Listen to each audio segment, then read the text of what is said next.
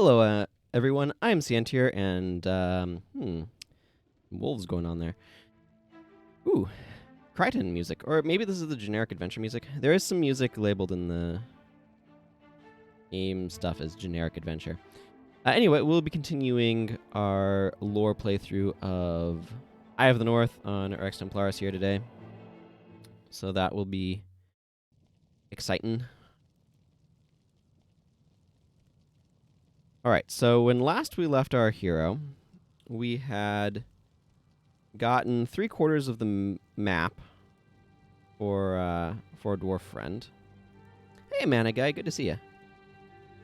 And also completed the Northern Ally stuff. Now I need to go see Jealous Hammer for my reward.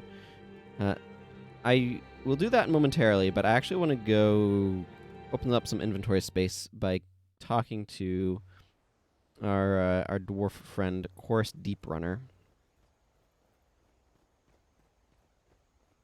Because you can actually turn these things in piecemeal. I usually don't. I usually turn them in all at once, but you can actually turn them in piecemeal. So, just as a reminder, he says, long ago, a human who came to Draknar's Forge sold me the middle of a piece of what was an ancient map. That led me here.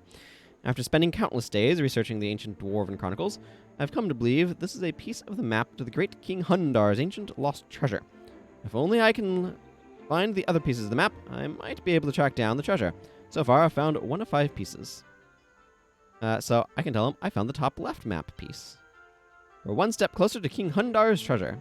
Well, I found the top right piece as well. And I found the bottom left piece. Tell me which map pieces you've got already. So now I know he has the center, the top left, the top right, and the bottom left. And he can tell me more about the first map piece. But we saw that already. So now he says, so far I've found 4 of 5 pieces. So we just need 1 more piece. I don't know. We'll see if we get that today or not. If we don't get it, then after I beat the final mission thing, which I'm very close to, quite frankly. Although, I do intend to do a bit of questing today. But once I complete that, I will grab... I'm sure I have an extra copy of the last piece, so... Because I have at least 1 of all of the pieces in my bank, so I'll just grab 1 from there and turn it in. But for the moment, what I want to do is actually change up my bar. Because I know where we're going. I want to be fire magic. I'm going to do that. Fire. Okay. Just whatever these things are, get out of here. I do enjoy a good mind burn every now and then. I adjusted my seat. Now I feel like I've adjusted a little too far. I don't know. Maybe I need to just slide the microphone slightly over. I have Breath of Fire now, so that's exciting. I can bring Mind Blast as well if I want. You know what? Let's try Mind Blast out as my elite. See how that feels. Glowing Gaze to work with Rodgorts. Maybe throw in a good Snowstorm. Just to keep everybody up on their toes. Ebon Battle Standard. Of Honor. And I could bring Wisdom as well. Doesn't seem like a terrible idea. I might want to get more Sickness of Capture soon.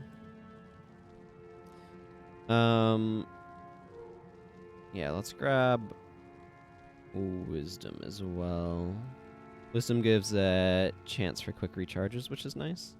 And this is for everyone in the area, so it'll help my backline a good bit. Losha, Menlo, Lena, and Devona. These are the ones I like. Maybe Devona's a little bit redundant with Jorah, though. I won't worry about it much. I'm going to keep Jorah around for the moment. Okay, let's go visit our dwarven friends, shall we? Yeah, turning in those map pieces freed up a lot of inventory space. Hey, Willpower 189. Thank you for the follow. Welcome. Yeah, it feels good to open up a bunch of inventory like that. Move these. Hey, Thackeray. We will talk to you later when it's relevant. I don't know. I'm really surprised Thackeray shows up this early, actually.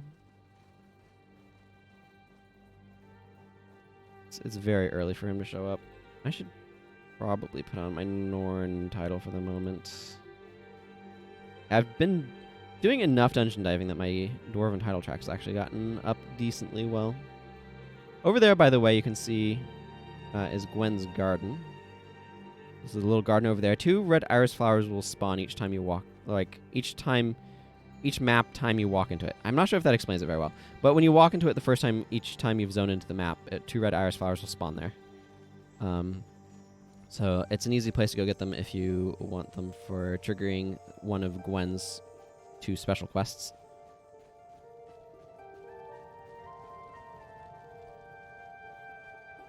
I've actually been kind of liking having this +1 attribute mod. Yeah, I imagine so. That dungeon...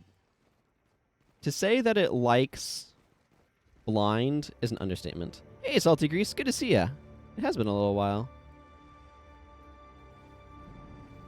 I know you've said you've been kind of busy, so glad you're able to make it.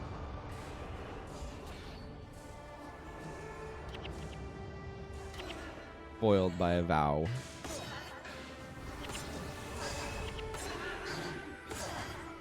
There we go.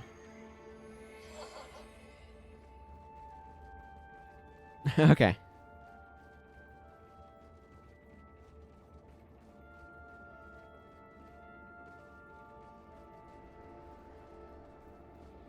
Hooray! Oh boy. Winter, my nemesis.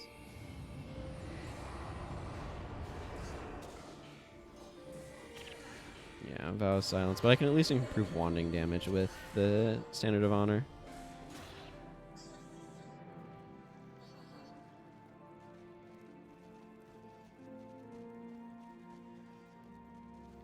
So many Whirling Wisps. And their Vow of Silence. Well, at least it seemed to somehow not being getting affected by the spirits over there. That seems a little weird. Hang on. Can I step outside of here? Am I? No, just okay. I don't know what's going on with those spirits. I would have assumed that I'd be getting affected by the spirits over there, but for some reason I'm not. Again, Whirling Wisps are Vow of Silence. Chilling Wisps are, yeah, because now I am. I don't know. That was very weird. I must have been in some sort of weird spot where they just didn't touch me. Chilling Wisps, I think. Yeah, those ones over there are Onslaught. So these guys I have to kind of be content to just wand.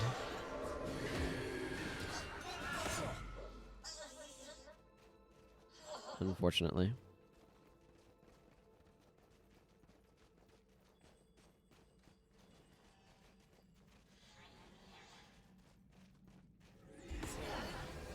These guys can actually hit.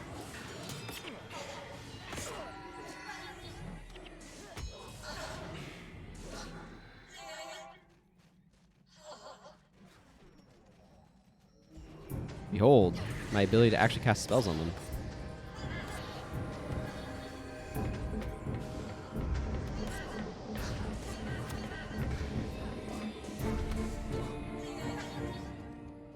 Yeah, getting a lot of lockpicks, which is really nice.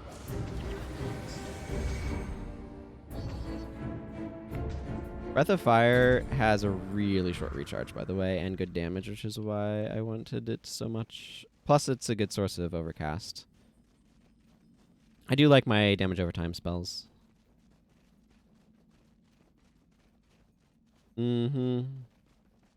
Yeah, I agree. It is really, really annoying. Also, it's now full of dwarves. So I was here earlier when I very first started off the playthrough, because I randomized by rolling dice which branch I'd do first, and I rolled Asura. So I actually went through the battle depths to get out here and get to Olafstead that way. You'll notice that my map is kind of wonky looking. It's very streaky. Like, oh, this goes up over this way. And then I've got, like, some stuff here with Jagger Moraine. was mostly like, oh, I went up from Olafstead here. Hey, Fear, good to see you. But yeah, so it's really interesting, just kind of taking that very different route where I journeyed through here without any dwarves in it, just to get out the portal there to get where I'm going faster. There's a bunch of dwarves to talk to here, so we're going to.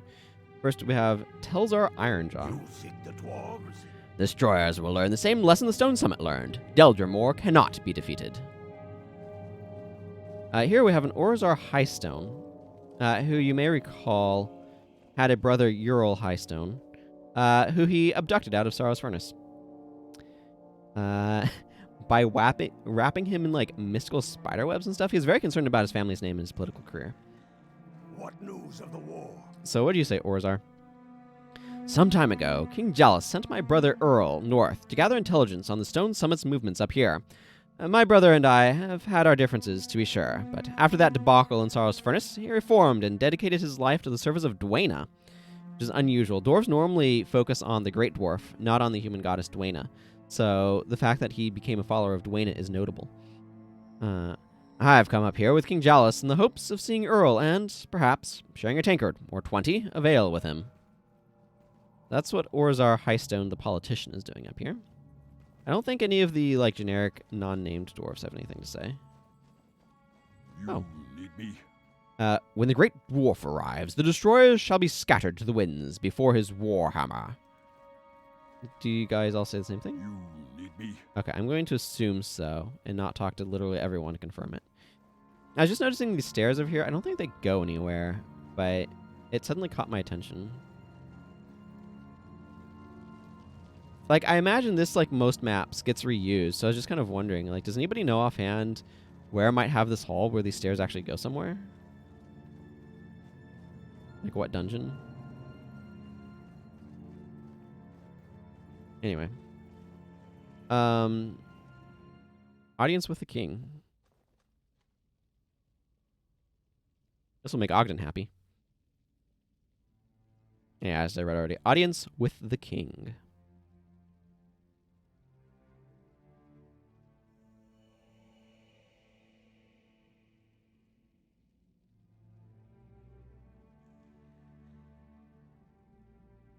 Arise, Ogden Stonehealer. We thought you lost. How do you fare? We have killed many destroyers, sire. And you have raised an army to do this? This is my army, my liege. I think he's talking about us. Ogden has proved invaluable in battling the destroyers. We would have been lost without him. Yes. Yes, you have done well. Very well indeed. I am sorry I could not gather more allies, my liege. It is not the size of the army that matters, but the strength in their hearts. And you have gathered the strongest warriors in the land. Come. My forces have traveled far to reach you, but the road before us is longer and harder still. From here we shall launch our final assault on the destroyers. This will be our base. You have done well, Ogden Stonehealer. We are indebted to you and your allies.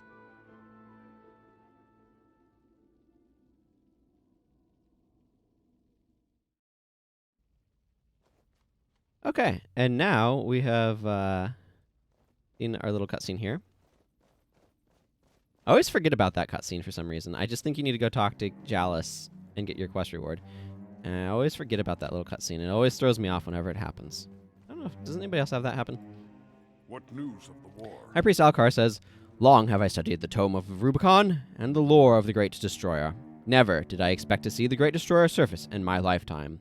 I can tell because the last time we encountered you in Sorrow's Furnace, you buried the Tome of the Rubicon under a pile of rubble using Balthazite crystals, if I remember correctly."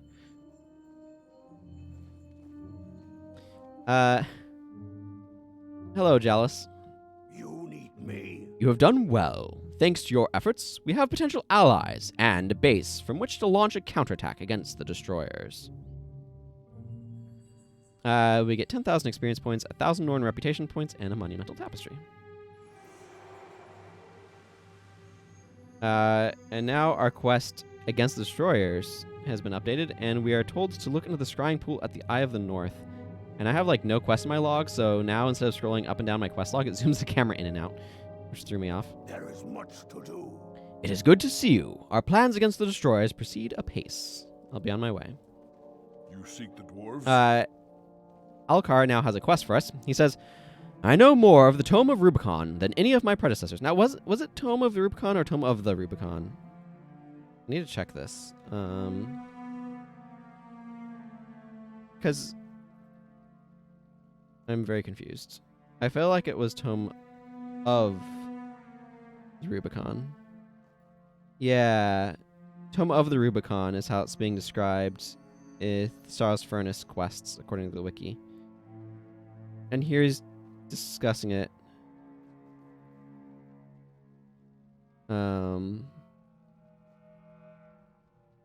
This item is always referred to as the Tome of Rubicon when in the context of Eye of the North. Interesting. Whereas it's called Tome of the Rubicon in... Yeah. Hello, MicroGW. Good to see you. Yeah, it's really annoying that you have to, like, go through the... Because it's, like... It's not hard to get here, but it is kind of tedious to get through stuff to get here. And so having to go back to the Hall of Monuments and then back here for to continue the main story is really annoying. Anyway, so that weird decision to omit the in Tome of Rubicon is interesting in Eye of the North. But anyway, I know more of the Tome of the Rubicon than any of my predecessors, and have written a sanitized version of that ancient text. King Jalus requested that I perform my destroyer research practically at his side, so I may relay my findings without delay. Hello, Ellen Liz. Hopefully I pronounced your name correctly. Welcome. And thank you. I could use your assistance to speed up the process. Bring me any destroyer cores you find out there, and I'll compensate you. Well, I'll find your junk. 150 dwarf reputation points and a couple of skills. Now, it just so happens that I've been carting around a few destroyer cores, so I can give him some. What news of the war? He wanted 3 specifically. So it's always nice to have 3 destroyer cores on hand before grabbing this quest. That way you can turn it in right away. Ellen lies. Okay. Like telling lies, but Ellen lies. I'm guessing that's what you mean. Lurkin is cool. And welcome, like I said. Excellent. You'll have to excuse me. I must get to work on these right away. Here, take this. Breath of the Great Dwarf is potentially very useful. It's kind of like an Extinguish variant, but built backwards. It heals everybody of burning and is a party heal, which is pretty nice. Light of Deldrimor is really useful in dungeons because it lets you find hidden stuff, most of which is like semi-unexciting, but you can get some loot and decent gold rewards from it. Also, it's a point-blank area of effect spell that deals holy damage, which is kind of nice. Sometimes the 20-second recharge is obnoxious, though.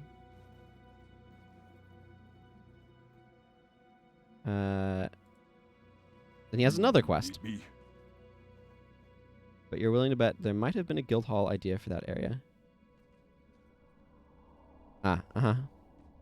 Yeah, I don't know. That could be interesting. It would have been neat. I don't think we got any guild halls with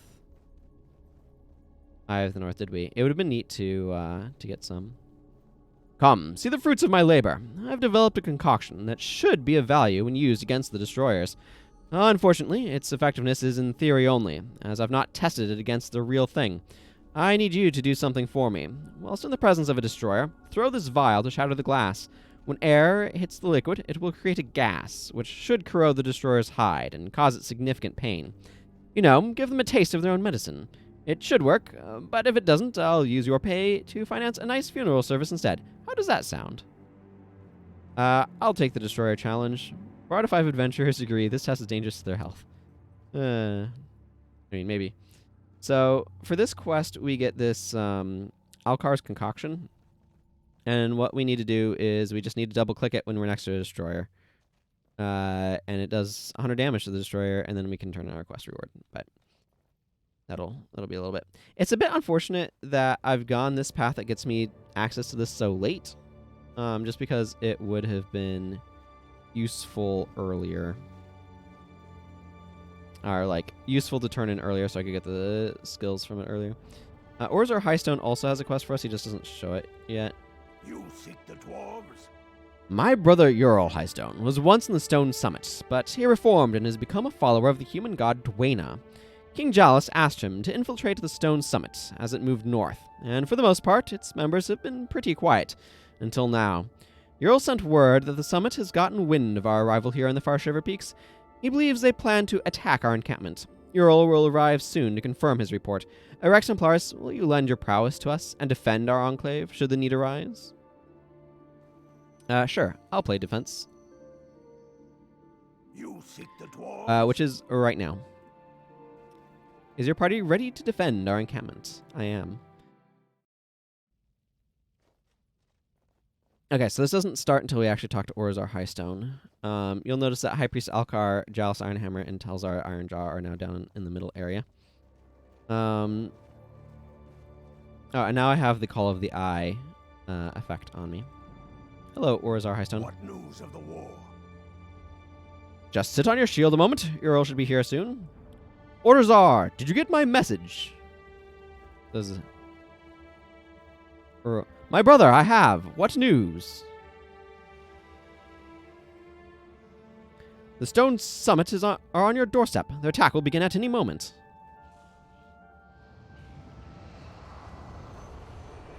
So what I've often done is gone into this corner and killed everyone there, and then kind of cleaned up. I'm going to focus on these guys up here, I think.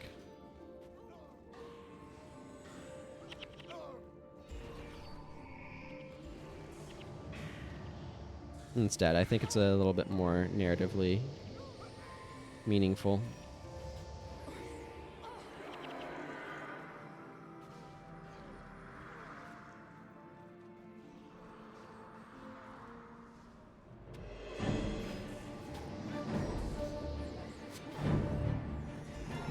Get these bad boys back up. Spend some time recovering my energy. Excuse me. Setting enemies on fire. You know, the usual fire mage stuff.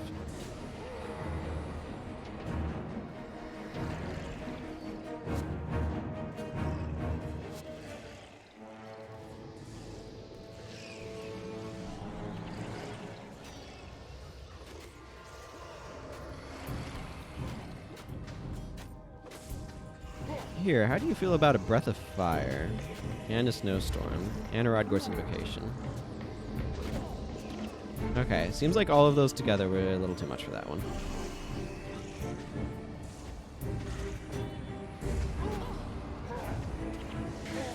Never played or watched Guild Wars 1 before. Played Guild Wars 2, mostly WVW, barely any PvE. But both the difference and similarities are quite interesting to you. Guild Wars 1 seems much slower and less dynamic, more like any old school MMO, but also way more in depth. It's interesting. I haven't played Guild Wars 2 at all lately, but I've always felt that it was much slower paced combat-wise than Guild Wars 1, where, especially if you're playing like a monk, which is the healer profession. Now, I know they don't have that in Guild Wars 2. That my, like, several second long, like 3 or 4 second long recharging spells can sometimes feel like their recharges are too long. And I want them to recharge faster. It's interesting that you're having that impression. Okay, I need to stop using Breath of Fire. It is causing me too much exhaustion.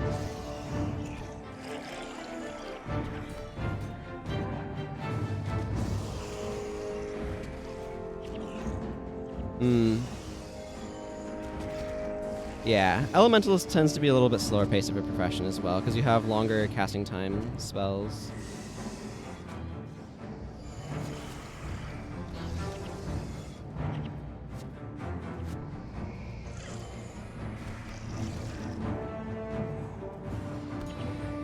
Need to clear a bunch of this stuff out.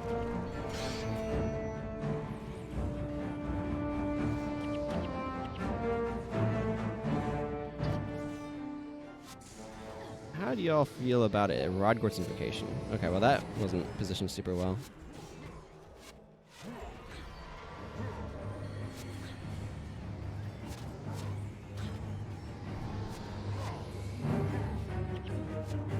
It's really hard to recover my energy with glowing gaze if everything's dead first.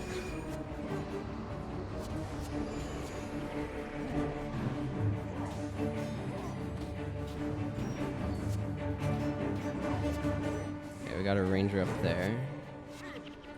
But yeah, feel free to ask questions about the game. I'll do my best to answer them if you have any. Yes, there is. There's energy right here. It's kind of it's a big change from Guild Wars 1 to Guild Wars 2 is the removal of energy. The way I've heard the story is that they introduced energy potions, and then energy potions invalidated the presence of energy, so they just got rid of energy instead of the energy potions.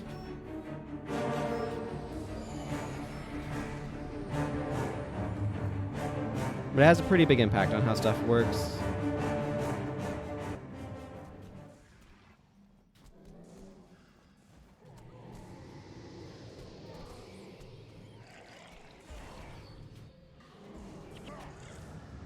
Let's see. We're going to be getting some plot stuff fairly soon here.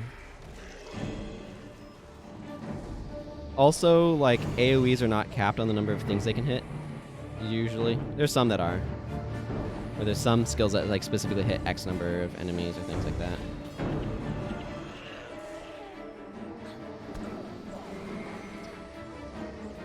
This Nasher needs to go down. There's still quite a bit of fashion stuff. It's not as like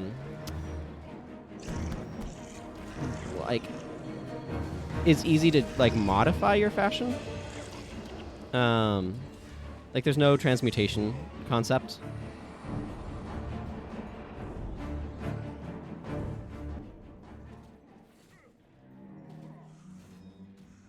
But there's a lot of different armor sets and stuff. Yeah, the dye system is very different. Guild Wars 1 uses kind of like a mixing method for dyes. So I don't have any dyes on this character, so I can't show you at the moment, but there's definitely still fashion.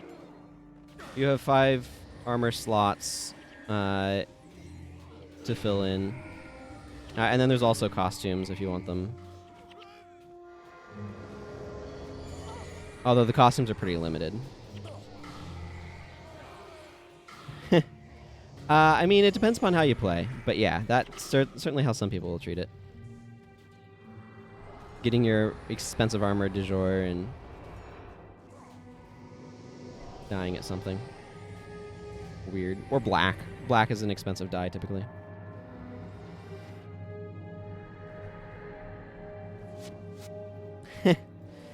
Yeah, I mean, back in the day, the popular thing to do was get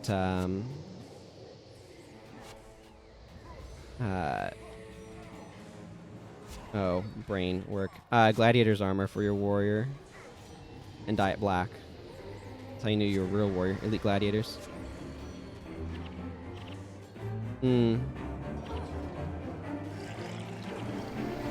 Yeah, this doesn't have stats in the same way. You have your whole attribute system, which your skills scale with. It's very, very different.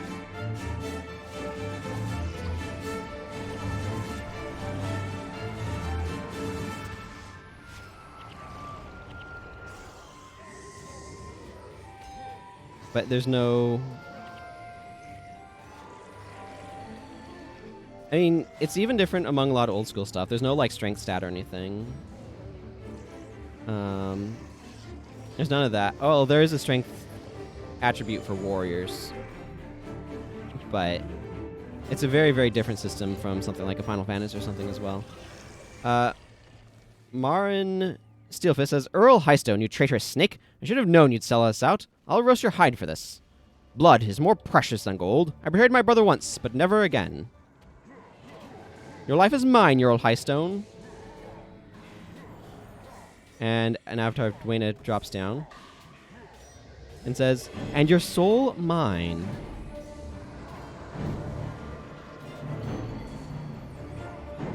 Let's increase my damage here.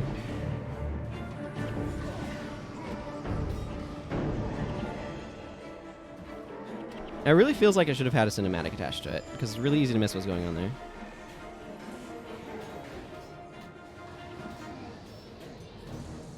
Mm-hmm.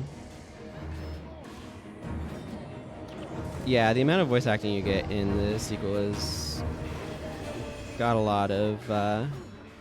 It's definitely nice to have.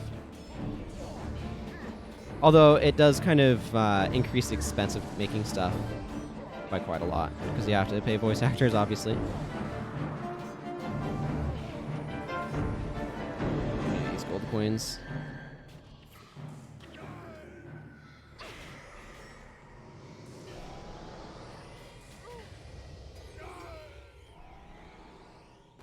Okay, well, we defended the camp, but at the cost of Earl Highstone's life.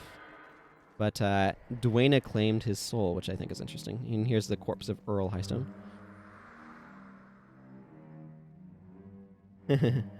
Yeah, I'm definitely needing to read a lot of lines. There is voice acting in the cutscenes, but there's not voice acting outside of those.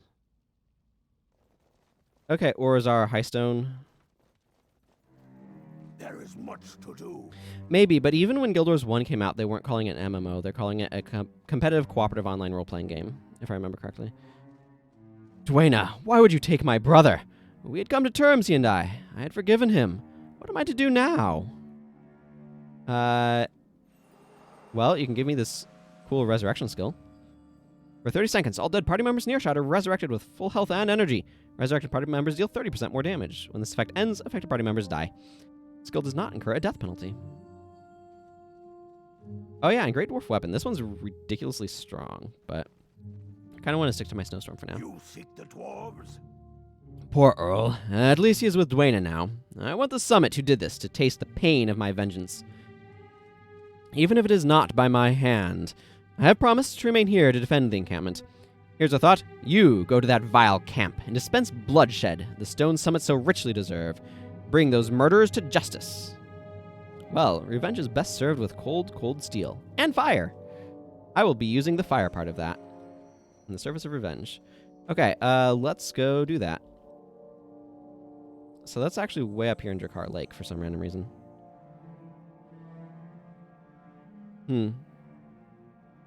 Yeah. I can understand it affecting PvP. Yeah, okay. I don't think there's any other quests here, right? Just thinking off the top of my head. No, okay. Let's go to Safala. I remember with Guild Wars 2 running into the problem where the cost on fast travel made me extremely reticent to use it, and so I just walked everywhere.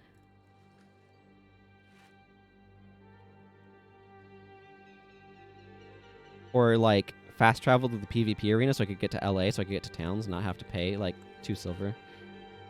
I haven't played Guild Wars 2 a lot, but... Yeah, Wooden Potatoes did a good playthrough. I also have, like, lore-focused playthroughs of most of the games at this point as well on my... But they're stream VODs, so they're very different experience than what Wooden Potatoes did.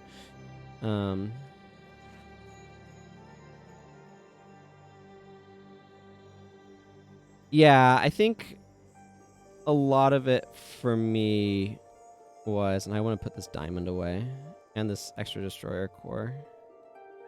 I don't need it for anything else on this. I'll just stick this iron here for now.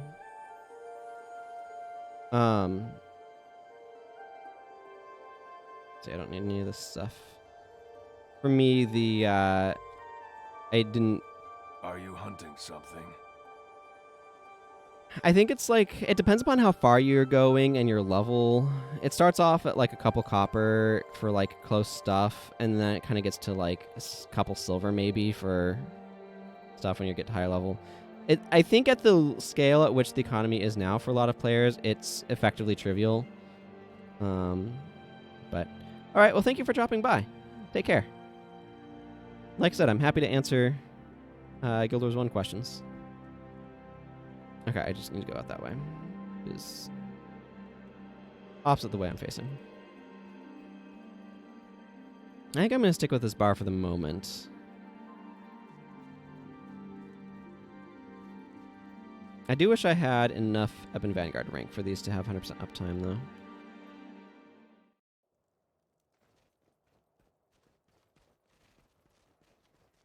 Jordan Cliffjumper. Never anger a Norn. Yeah, I read that one already.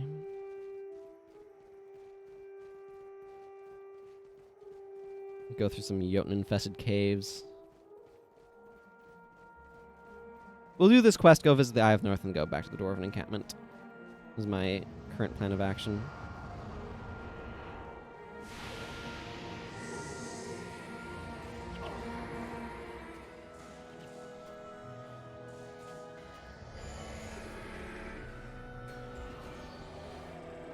Okay, well, I added that a bit late. Ooh, skill point. I'll need to get some more signets of capture soon. Oh yeah, I need to go back to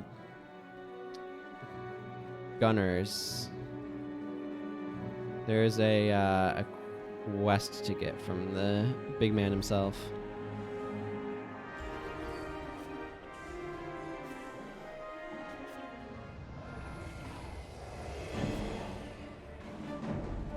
Here comes a giant stomp.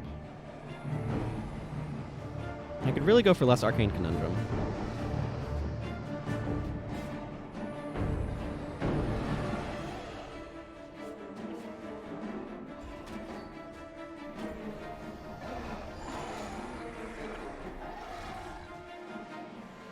Ah.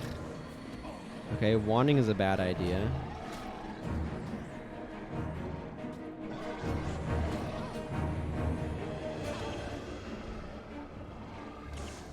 These blade turners are really obnoxious.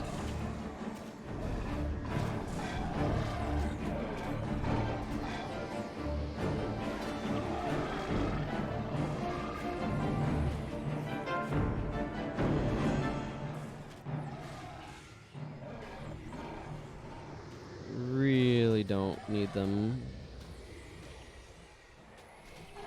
ineptituding me everywhere. And visions of regretting. I will get my energy. You'll see.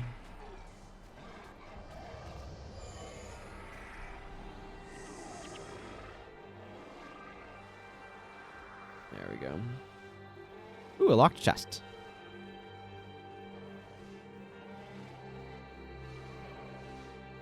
Excellent.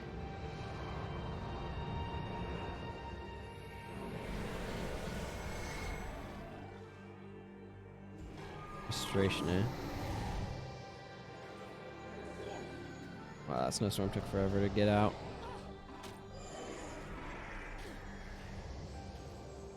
Frustration plus Arcane Conundrum is making my spellcast time be absurd.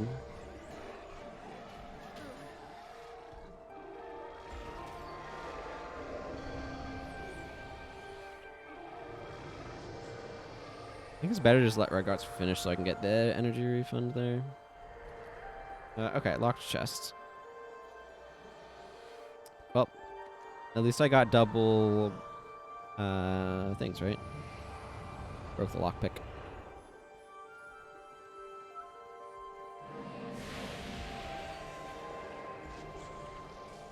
Man, need the battle standard of wisdom just to have some wick recharges on remove hacks to deal with all the...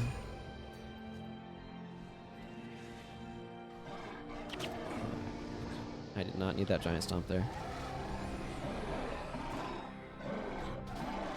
Just deal with all of the visions of regret and stuff.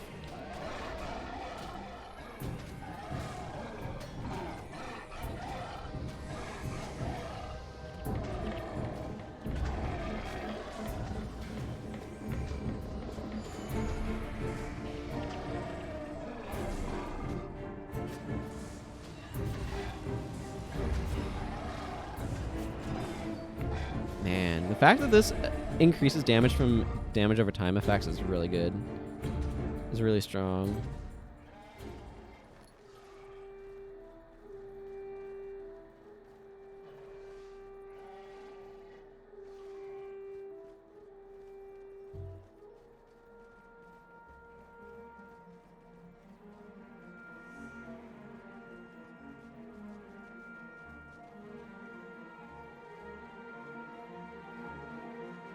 Is that? I think it's this way. Well, I see Stone Summit over here, so I'm going to assume it's the direction of the Stone Summit I need to go. That seems like a pretty good guess.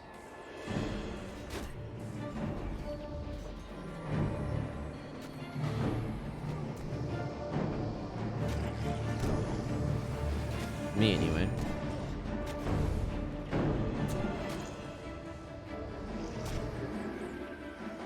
Guess I'm on that 2 seconds. Okay.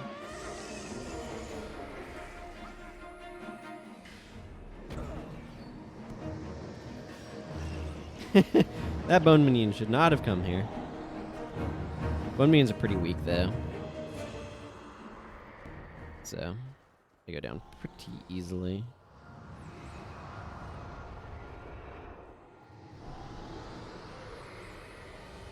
Let's get their attention with fire, I say.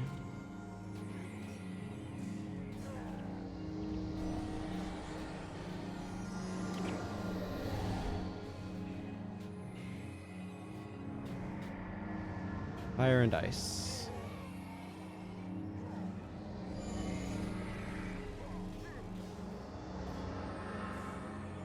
And more fire.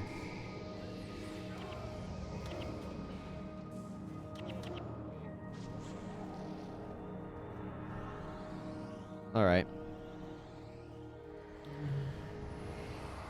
Yeah, I'm in the right area. It's just a matter of getting through all these guys now.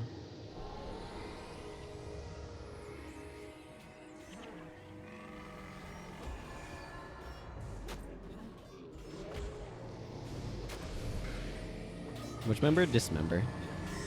That's the joke, right? This area can, or this quest can definitely be a little bit tricky, just because it's easy to super over aggro. I like that it's involving the Stone Summit again.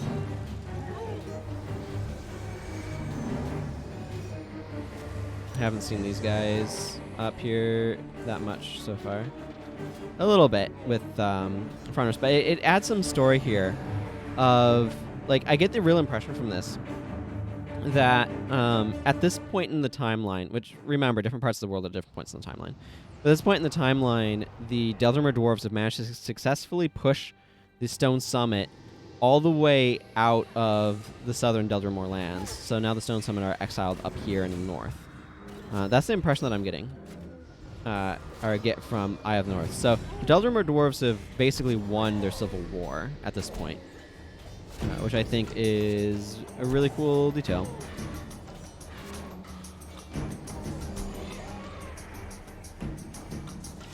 And of course, taking out their leader, Dagnar Stonepate and Thunderhead Keep mission would help precipitate that, as would, oh man, I do such bad damage against rangers.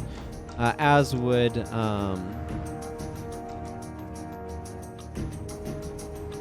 then taking them out in Sorrow's Furnace, which is what ends up happening in that one.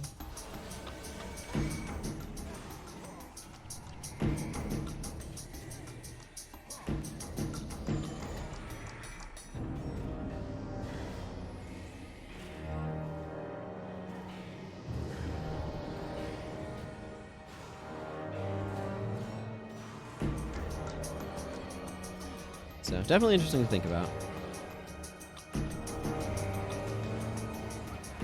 Because it's not super clear necessarily that that's what's happened. Because I had just not really thought about, like, what they actually are saying here. But yeah, it seems to me indicated that the Stone Summit had been successfully, like, beaten in the Dwarven Civil War. So easy to forget that there was a Dwarven Civil War too.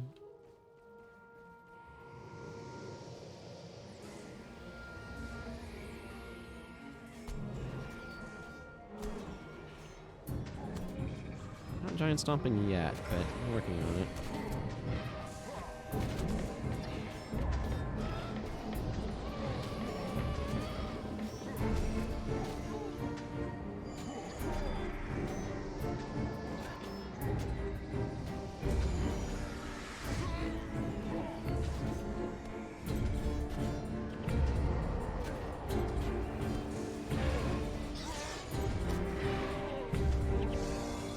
Ooh, black die.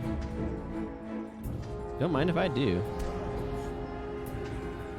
Don't mind at all.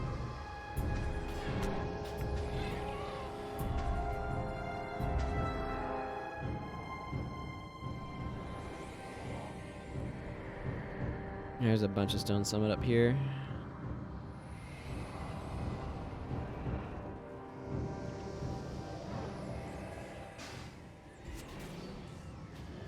Yeah, this is a spot where it's difficult to not like multi extra aggro things.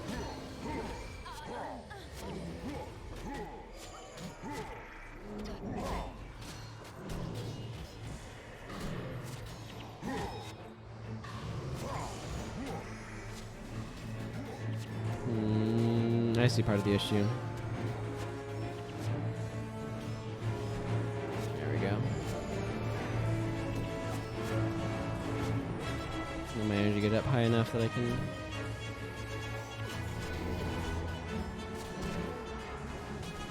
Okay, these Dolyak Masters need to go down.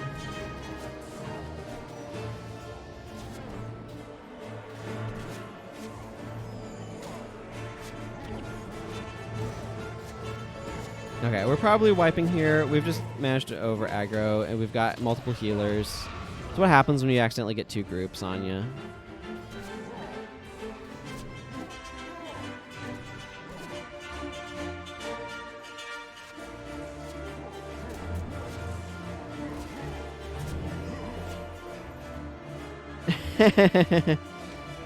Salty Grease, do you need some black dyes for high level pre-searing trading?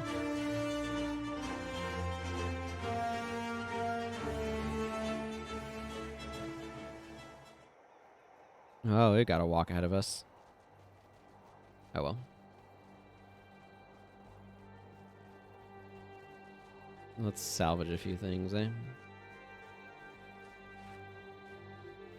Okay, I did get granite from that. I was like, did I get granite? When did I have gotten granite from that? And it's like, yes. Yes, you did get granite from that self.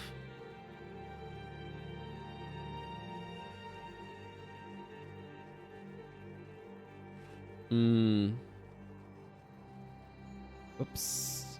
This is what happens when you try to do things and you're not paying attention. You start wandering the wrong direction. 43 glittering dust.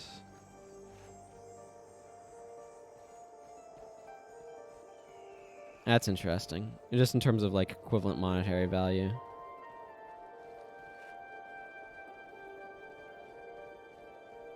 So what you're saying is having like all black non collector armor and pre-searing is a power move.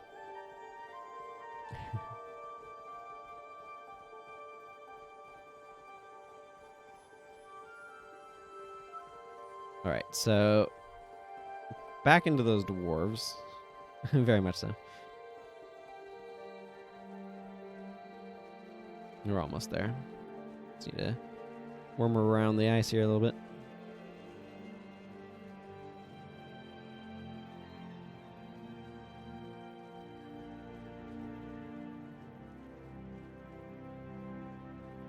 Wow.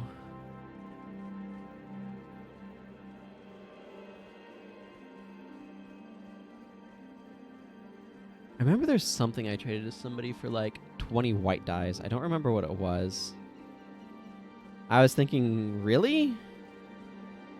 Alright, if that's what you want for it. Because I think of white dye as being somewhat valuable, but I don't know how valuable it is in the pre-searing economy.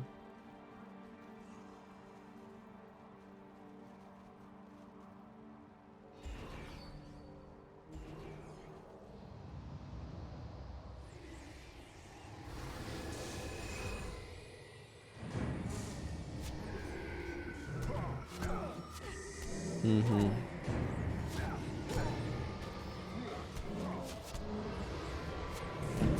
Okay, so we got the one healer down. Another healer over here that needs to go down. Try to get some of our defenses up better. Okay, it looks like I've gotten some of the more serious stuff taken care of. We'll probably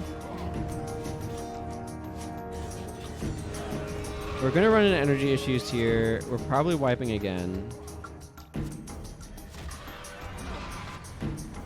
I mean, Jorah's doing her best. But Lena's only so competent.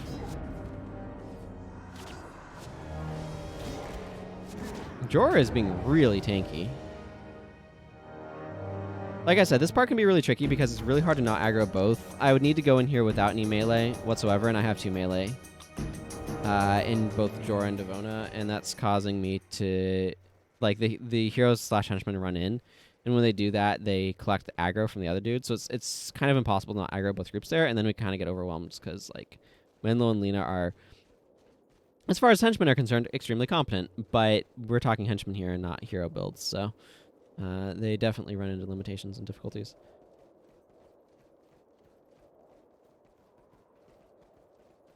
And like the Eye of the North henchman bars are actually pretty solid. Man, I don't know why I keep turning the wrong way there. I just keep turning early.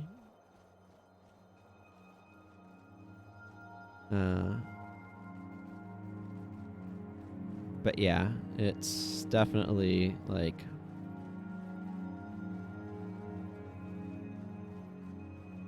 I would expect them to not do as well as like a properly set up hero, and they're not, so no big surprise. I kind of like Jorah's bar. I wonder how often she's able to like go into 4 Great Justice with or have 4 Great Justice up with Battle Rage and get, I don't know, does this like, that's double adrenaline, this is double adrenaline. Does that end up working out to be like 400% adrenaline, where she gets 4 adrenaline per strike? Because if so, like, that's every other attack your Galrath slashing. Sun and Moon slashes pays for itself. I kind of need to experiment around with this bar, Jorah's bar myself on one of my warriors sometime. And just see, okay, how does this actually play? Because it seems really interesting to me.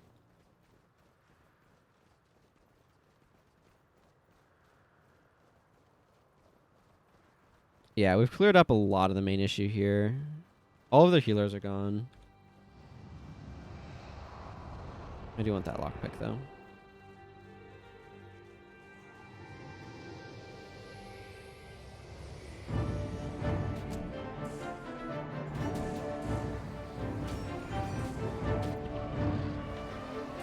Yeah, okay, then the issue is now passed, because we're not aggroing that other group.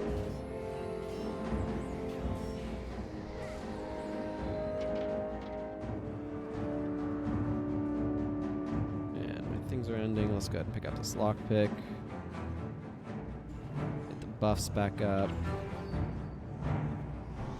Have a Rodgers invocation back there, everyone.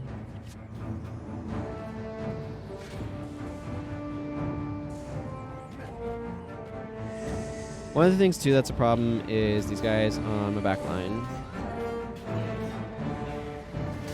Yeah, Lena's probably got too much DP at the moment. Kind of built up. That's my guess.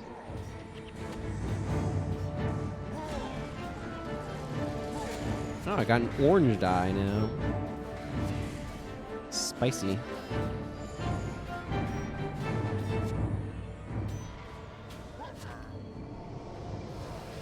Okay, took that boss down, so that's good. Where's this ranger I'm targeting? Okay, this is just the one up the hill. Yeah, I think Lena has a good bit of death penalty built up at this point, which is not great.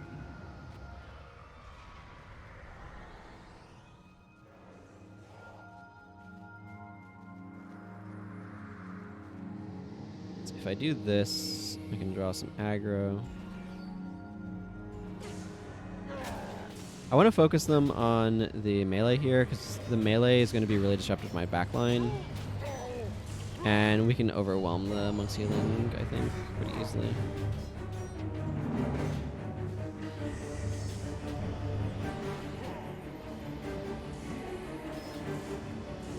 We've got 2 healers now, so that's going to be a bigger issue.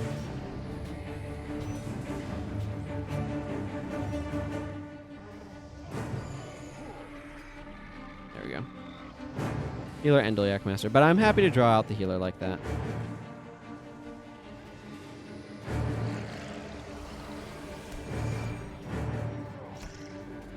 You know what would have been a really freaking cool skill? Some sort of energy storage ward that does an attunement effect. Like Ward of Attunement or something.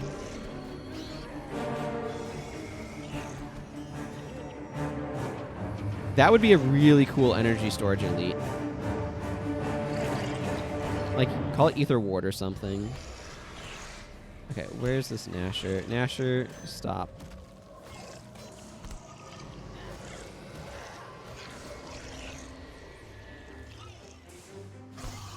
There's so many really cool ideas for skills that this game could have done that it just didn't. Okay, there we go. And we have now served Revenge.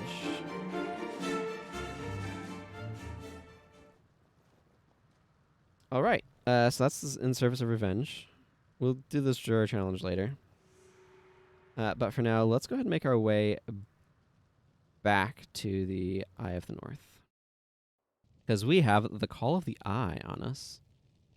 Generally speaking. Apparently not while we're standing here, but, you know, generally speaking. And we need to respond to it. So let's do that. Hall of Monuments.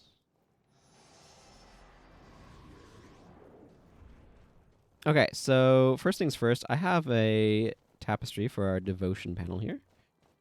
In all things, there is a time for work and a time for play, for small pleasures. A time for one to look back upon bright days and delicate treasures, never lost and never weary. The miniatures collected by Rex Templaris belong here. The monument looks empty, a tapestry covering the wall. Behind it would make it seem more complete. Let's display that tapestry, shall we? Hooray. Miniature. And with that, we have added our final tapestry, and it means we get our final batch of Eye of the North skills for my little restriction thingy here. So, Eye of the North skills, 25, add 25 skills. Let's see, what actual new ones did I end up getting with this? Pulverizing Smash, this one's a decent one. Distracting Strike, this one's alright. Patient Spirit is potentially quite useful. Cacophony, I do like Trampling Ox, actually. Shield of Force is decent. Grant's Aura I do like. Anthem of Disruption, this is a fun one, particularly with spirits. Okay, I got some reasonable stuff. Let's go back to one here. I don't think there's anything, like, more for me to collect, though. Let's drop a standard sword. Save out the League to make sure it's saved. Cool. So that's the last batch of that. Let's go ahead and interact with the scrying pool here. Again, as a UI thing that bothers me about this, against the destroyers just closes it. It just closes it. I can say I seek guidance. I assume this... Oh. Oh, that gives you that... Okay, interesting. So you can get your primary quests back by seeking guidance. That's fascinating. I didn't know that that's what this did. You can show me past events, which allows us to be able to see cutscenes. You can see past visions. Activating the scrying pool, destroyers lurk in the dark. And we can look deep into the pool. This top option is the one that actually advances the story. I do not know why Against the Destroyers does not advance the story. This should have done the exact same thing as look deep into the pool. This is needlessly confusing in my opinion. But something is forming in the ripples of the water. Do you want to keep looking? Yes. The final vision. which is probably what it'll say here in a moment. The final vision.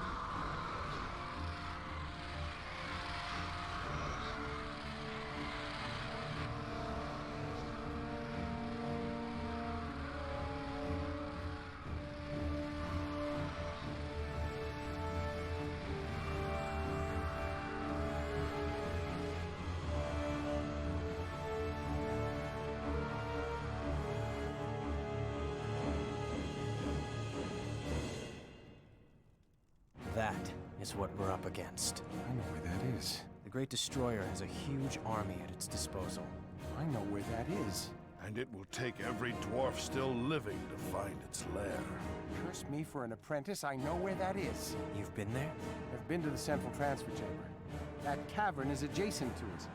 The big statue practically bleeds magic.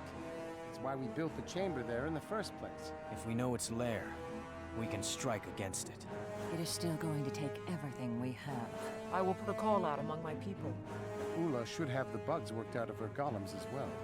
The Evan Vanguard will help. Ogden, gather your warriors. This battle involves all of us.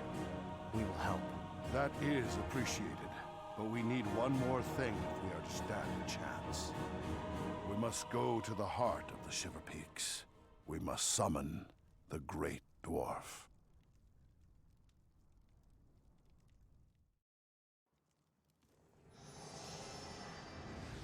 Ooh, summoning the Great Dwarf, eh?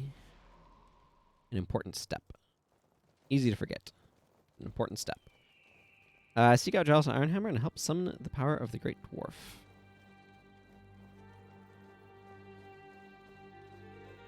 That's really interesting that you can re-get primary quests, by the way. I don't need this.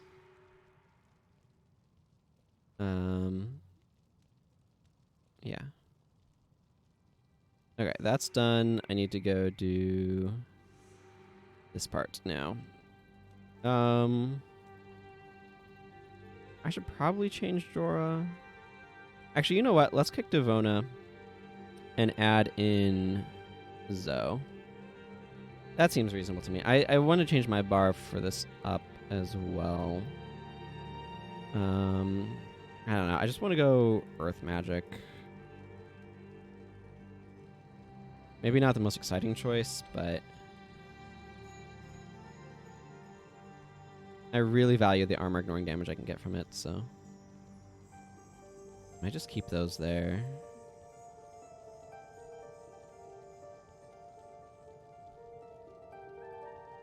I want this and this.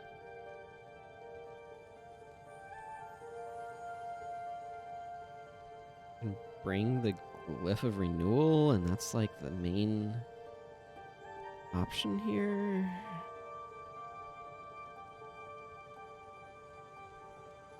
I'm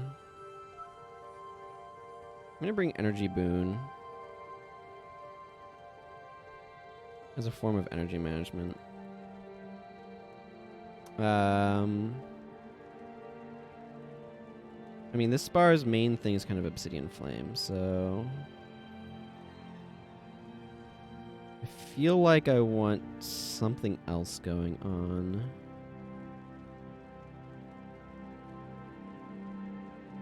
Ugh, my spell selection here is just so limited.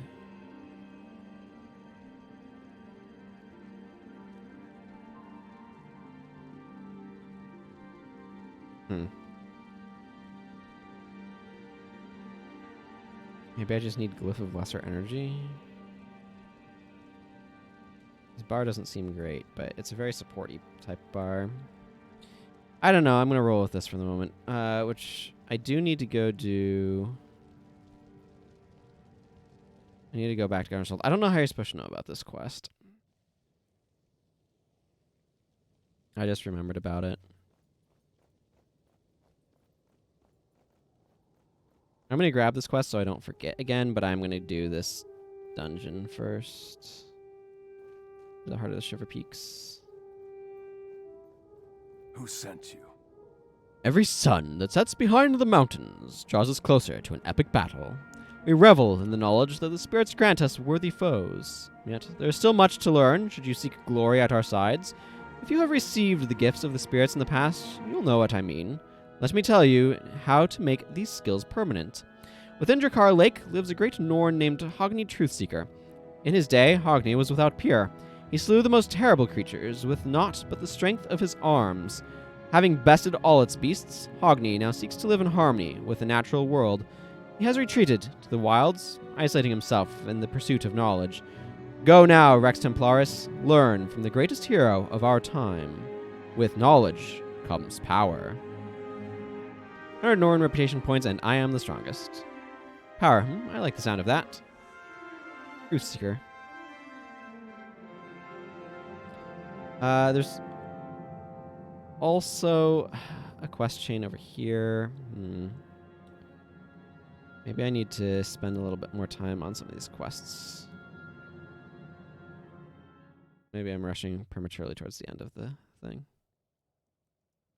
Okay, you know what I'm going to do? I'm going to back to the Eye of the North so that way I can head down and back around to Jalos. I'm going to get like this branch done, and then we'll do some more stuff and then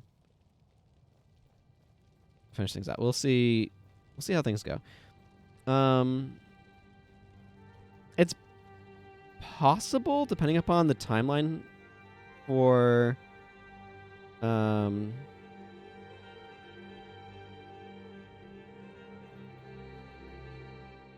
boy, I feel like this Earth Attunement's not doing very much work. It's very possible that by the time all is said and done here today, the stream today, that we'll have kind of finished the quests and main story of Eye of the North, with just the dungeons kind of remaining. For what it's worth, I've overall really enjoyed the pacing that this game has had, and I feel like a lot of the side quests have been really engaging, and have kind of, on average, been stronger than what a lot of the particularly a lot stronger than Factions and Nightfall. It's something I've been thinking about a bunch. I feel like Factions and Nightfall have a lot of quests that all say the same basic thing, whereas Eye of the North has a variety of quests that are like emphasizing different things, and I feel like that works really well. And I quite enjoy that.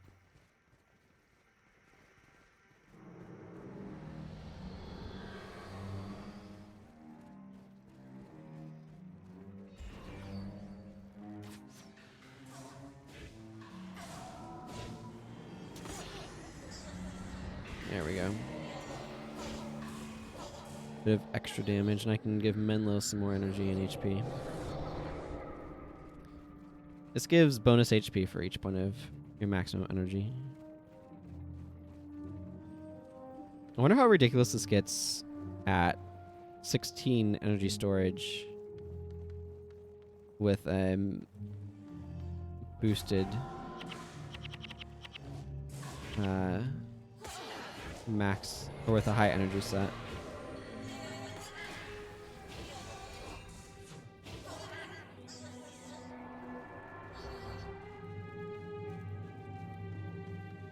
I don't think there's any point in me trying to keep the attunement up. All I'm here for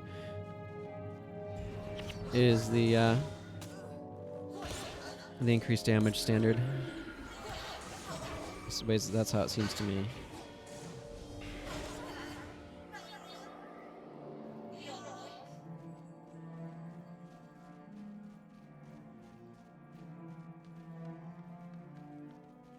Okay, I need to do that, and I need to do this. So both of these things. Did I clear out my inventory? No, I did not. Okay, that was a mistake, but not the worst possible mistake.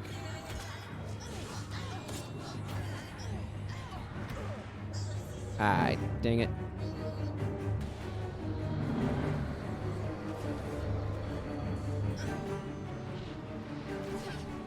Really didn't need to be fighting chromatic drakes. See the problem with trying to fight chromatic drakes.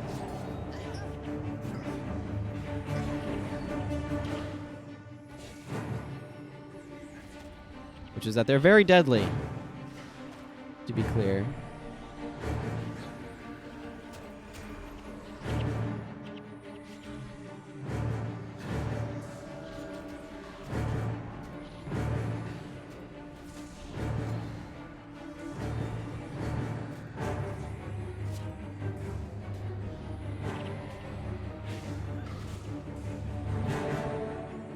And very good at reducing the damage they take as well.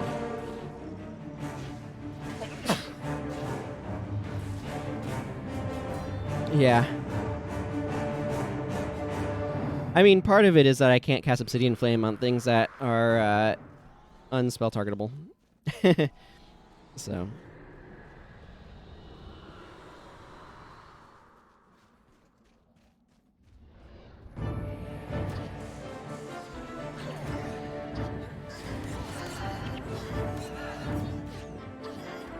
Give me one of these, and I don't know who else I cast that on.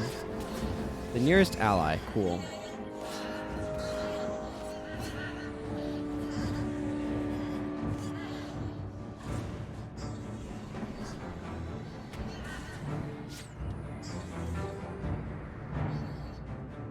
Obsidian Flame does not get buffed by this, though.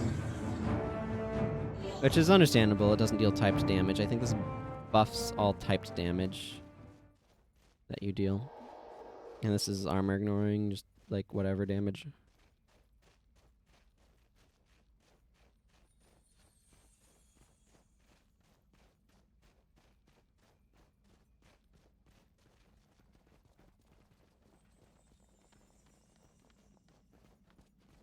Okay, Orzar Highstone. I have news. There is much to do. I'm glad they are dead, but it won't bring my brother back. I will remain here in King Jalos' service. Earl would have wanted it that way. Black Powder Mine is a weird one. It's a trap that when triggered all nearby foes are struck for some damage, become blinded and begin bleeding for 9 seconds. I don't know when you'd exactly want this, but I could see using this in a ranger like trapper build. Also, Great Dwarf Armor is just a nice like buff an ally's armor and HP, and it gives you a huge amount of armor against destroyers. Okay, let's set some of these things aside and get other stuff like sold off. Okay, that's fine then. There's a merchant here, so Rothgar.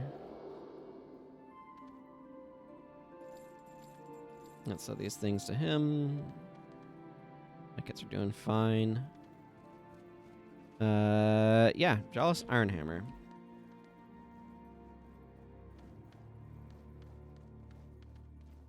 What news of the war? The moment of dwarven destiny is almost at hand. We know the location of the Great Destroyer, and must now seek the power and guidance of the Great Dwarf. For that, we will need the Hammer of the Great Dwarf, an ancient and powerful relic, hidden deep within the mountains themselves.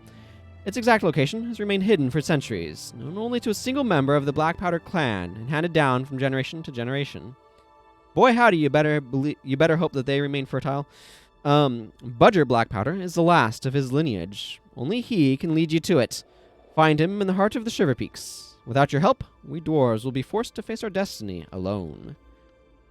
Well, 2,000 experience and 250 dwarven reputation points, eh? The blessings of the Great Dwarf will soon be upon you.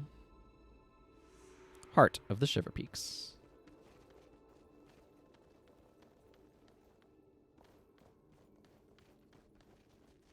This requires us to go over here to where the entrance to the dungeon is.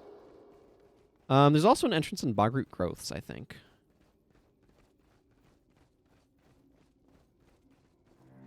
They connect up via a surrogate. Randomly enough.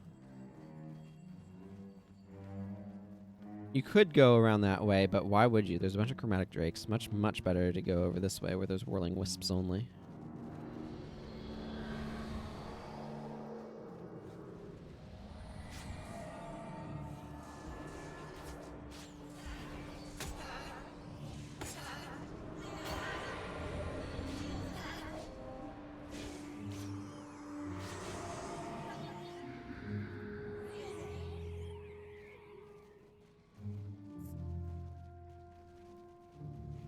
A locked chest by that icy stalagmite, eh? Well, no one will be a little conservative about chests. Yeah, these things are pretty resistant to cold damage.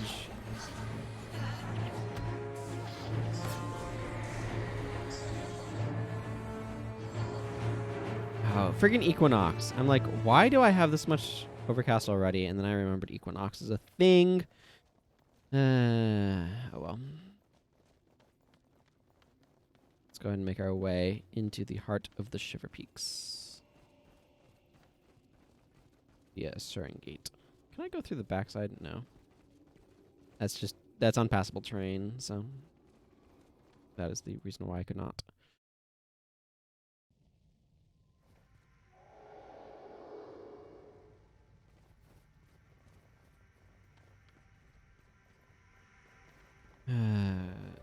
I will say the dungeons do share an awful lot of geography with each other, and it does get a little bit after a bit.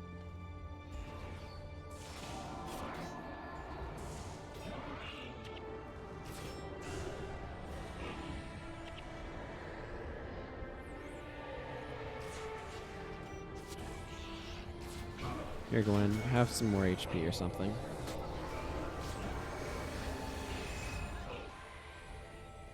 I can't help but feel that Energy Boon would be a significantly better skill were I playing with all heroes and could actually see my entire party's health bar or energy bars. As it is, it's a weird like emergency heal.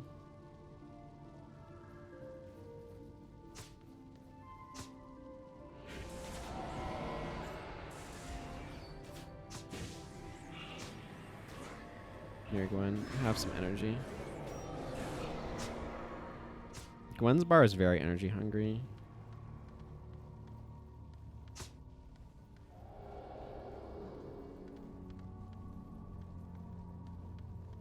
This is, by the way, a dungeon, not a story step. It will show up in the Master Dungeon Guide. I think it's 18, but I'm not positive.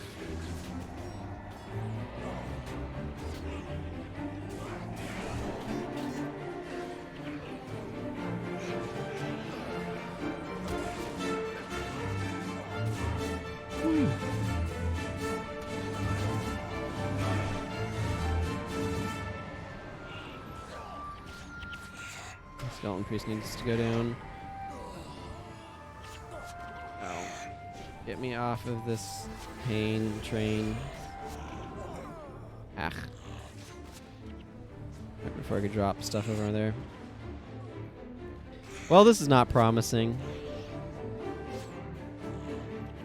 Just saying.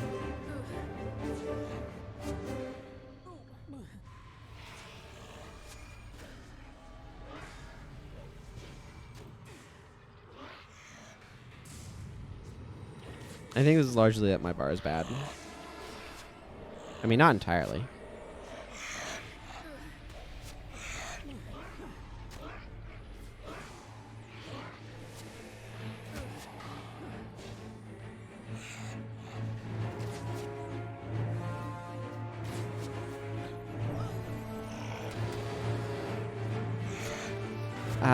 Apparently my team is good at hanging on for dear life and very bad at actually surviving, so that's weird and not helpful.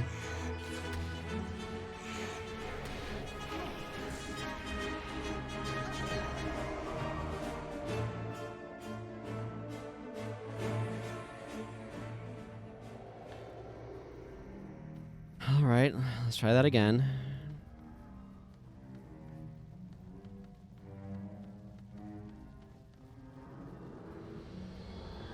Only this time maybe with a little bit more success, hmm?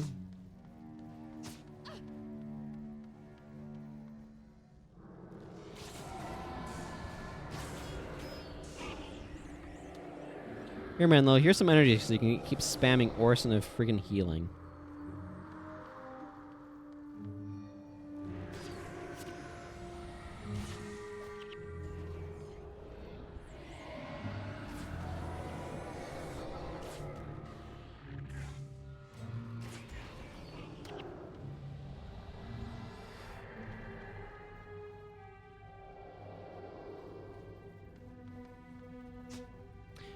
This is not the most interesting dungeon floor. Feels too much like all of the other dungeon floors you ever encounter, in my opinion.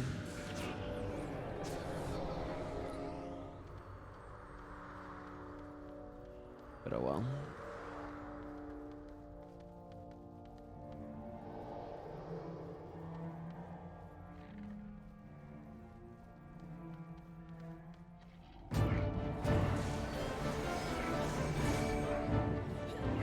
Maybe I should have brought Aftershock or Shockwave, excuse me.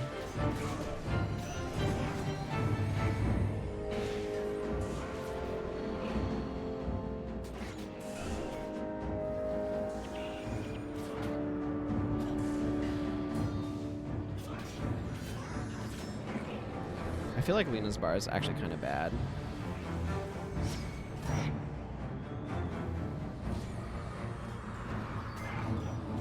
Reversal of Fortune is not especially efficient in the current scenario.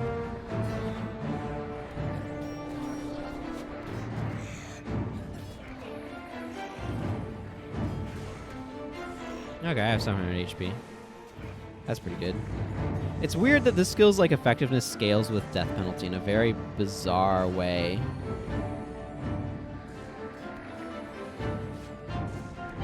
Where the more or the less death penalty you have, the stronger its effect is.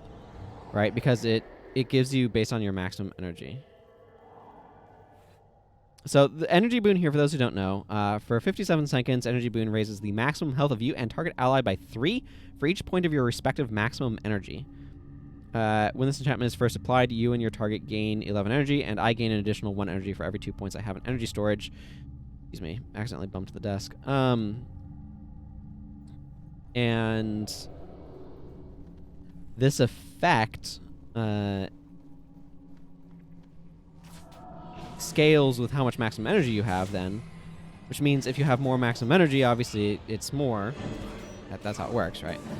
But what that means practically is that if I have death penalty, I have less maximum energy, therefore the skill gives me less HP, I would assume. I assume that that's how that works. I needed to... whatever.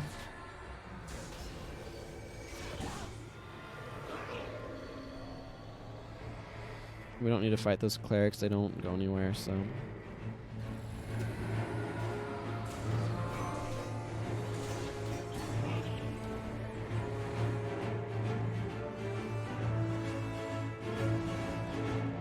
I think this is the only mandatory dungeon, by the way.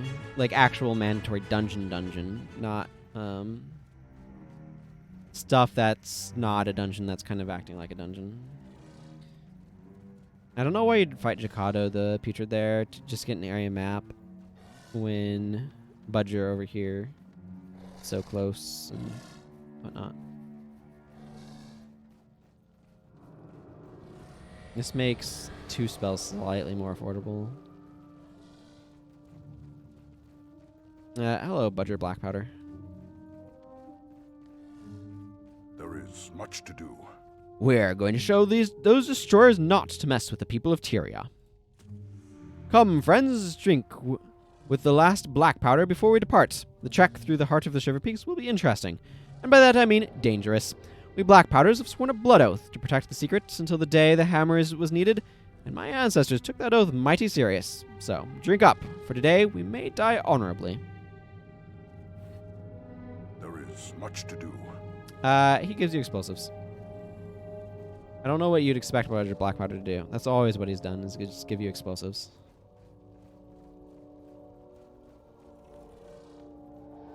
The explosives are very useful for opening cracked walls. They also had to get nerfed because you used to be able to like spam them in a way that was deemed overpowered. Also does 50 damage, which is not bad. But what people were able to do was go to Drakkar Lake, where you can hire... I think you can hire Budger in Drakkar Lake or something. I don't know. They're able to do something where they're able to like spam on him abusively to drop a bajillion bombs because it's like There you talk is with much him to and he'd do. give you an explosive, and then you talk and just like drop it and talk with him. Hail, human. So it's like, You back from Moran, give me a moment to fill another keg. So you can't like mass spam grab them. You used to be able to, and like I said, from what I understand, that was considered abusive and a really powerful farming technique. So they nerfed it because, of course, that's how this works.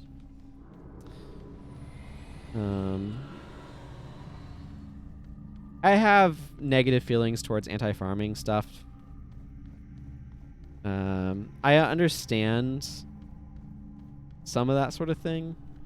Like, online games have a certain necessary requirement for balancing the economy to not force people into dumb farms or things like that.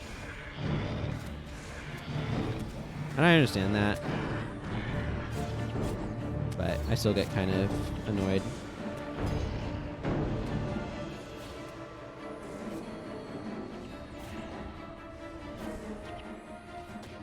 Sure, give me this tower shield.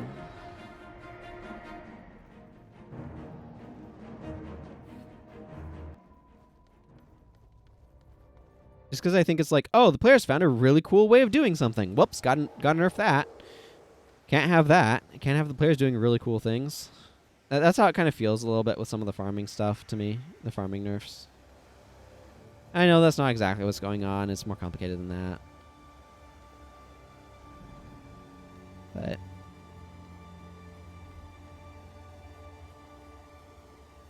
oh well. I'm ready to get Chillblains out. Let's go.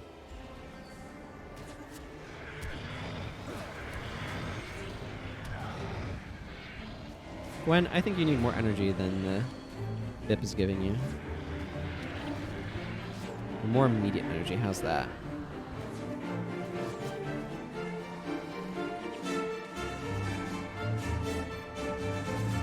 Petro should be around here somewhere. There he is. There is much to do. Anyway, the main reason why I bring that change up is because it's really annoying for this for the boss of this dungeon.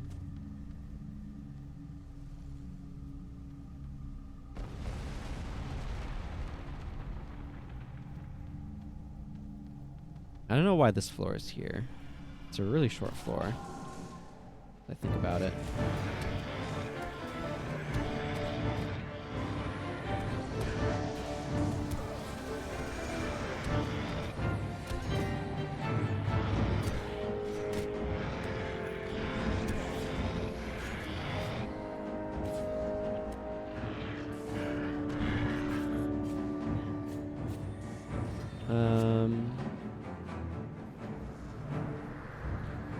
Yeah, we just need to fight a couple of groups of Skelk and explode a wall.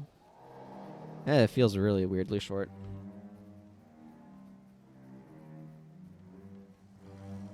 Maybe the pinging thing would show more? I don't know.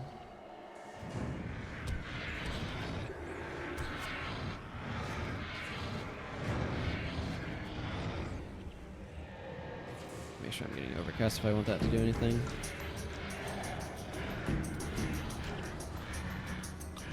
Really now have some more energy.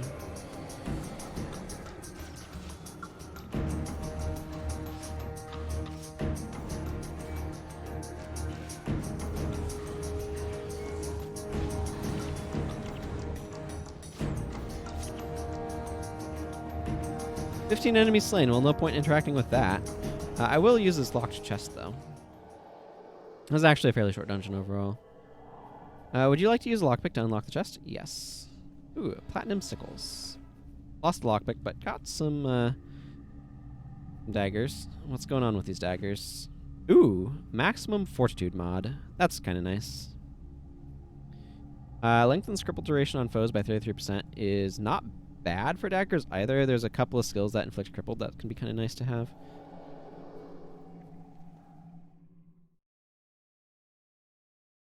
Heart of the Shiver Peaks, level 3. This is the final floor of this one. You'll also notice, okay, so actually, if I were to level a specific complaint, this is the exact same area that the entrance to Ragar's Menagerie starts in, if you may remember. I really wish they would, with the dungeons, even if they were reusing the same areas, that they would like start you in different spots. There's too many like, oh, here's the entrance to this dungeon map, so we're going to start you here, sort of thing, of the exact same like starting location. And I find that a little annoying. Hail, human. Like, just because it makes things repetitive. Like, I don't mind that they're reusing the map. I just kind of wish that they had done so in a way that didn't make it feel so aggressively like the same. Just because they keep spawning you at the same starting spot. I think that's really what it comes down to, as I think about it.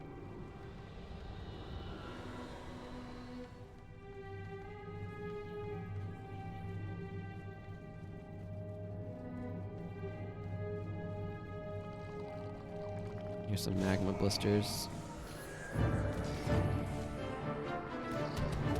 How do you guys feel about cold damage? Oh, okay. Cold damage works pretty well against these guys. I'm gonna go Gwen some energy.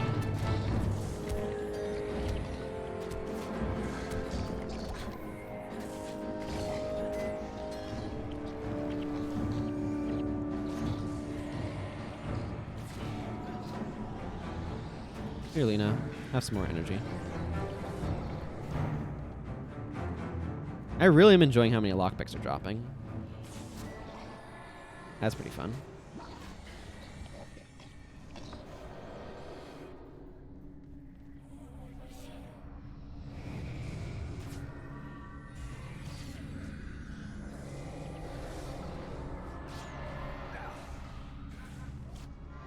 Ooh, those things are a little bit weak to cold. It's rated for 36 damage. I'm not getting that much additional. You do tend to get attacked by burning spirits around here. Another obstacle built by Black Powder Hands. An opportune time for a show. Uses powder keg and blast away. Yeah, it's already dealing +6 damage, and this adds a bunch more.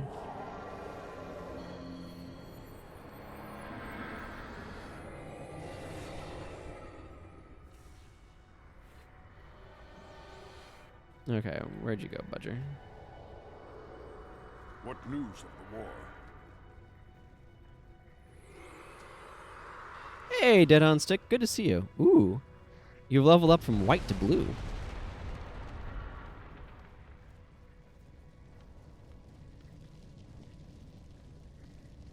Just doing the, feeling like my bar is not as good as I want it to be, and doing Heart of the Shiver Peaks here.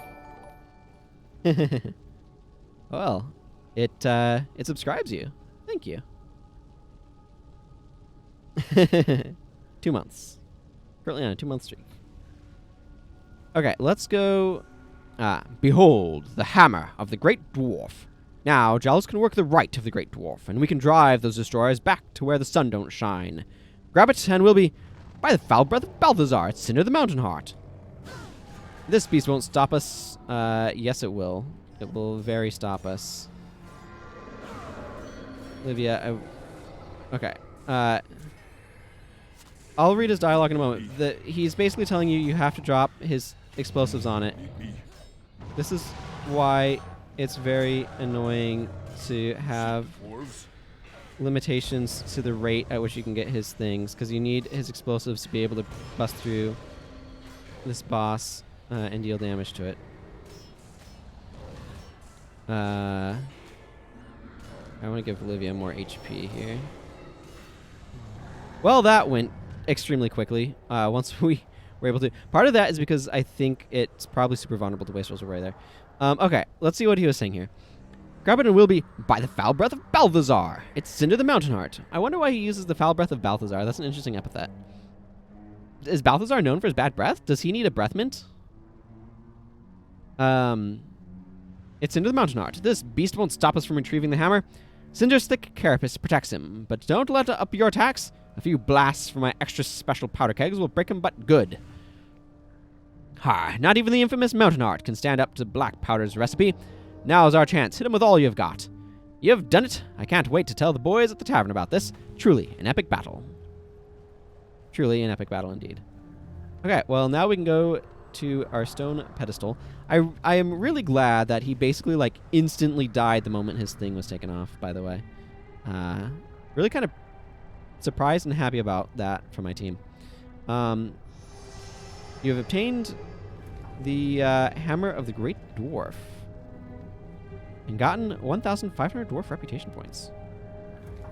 Ooh, I got a blade that sings. It's a singing blade.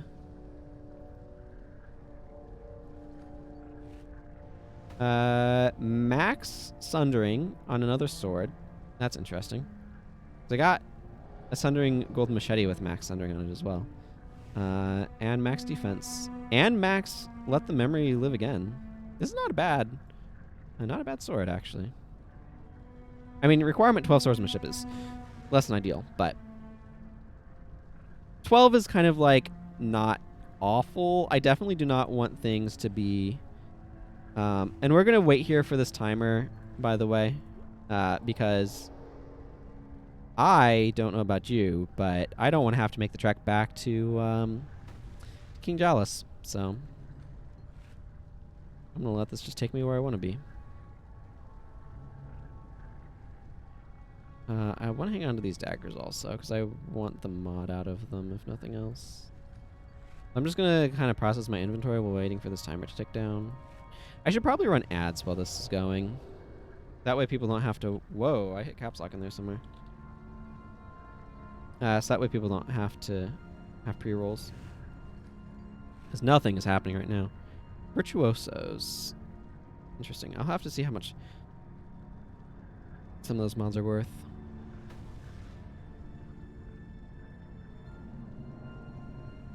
And then it's going to be sold to Rutgar once we get back up. Well, victory. Victory's good. I'll take a victory. Let's do a little jig while we wait.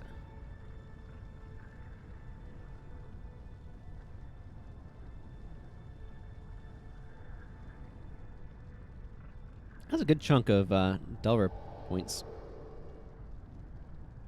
Almost to rank 4 Asura, that's nice. My agent is my weakest title right now, actually. Probably where I'll be sending my book, if I had to guess.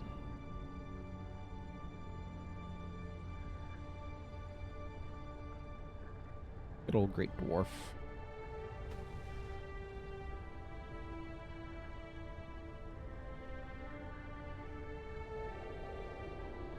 Any moment now, this timer will finish. It'll take just about 15 seconds.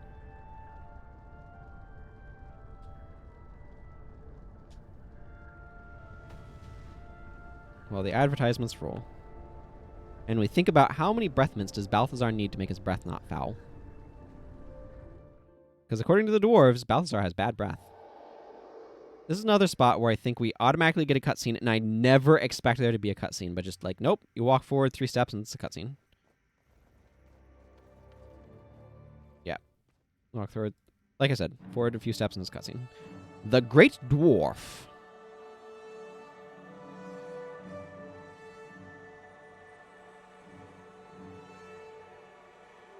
Hey, it's Ula.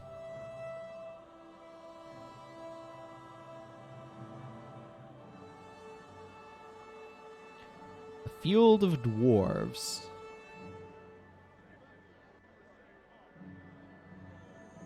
The Great Dwarf's power is upon you all.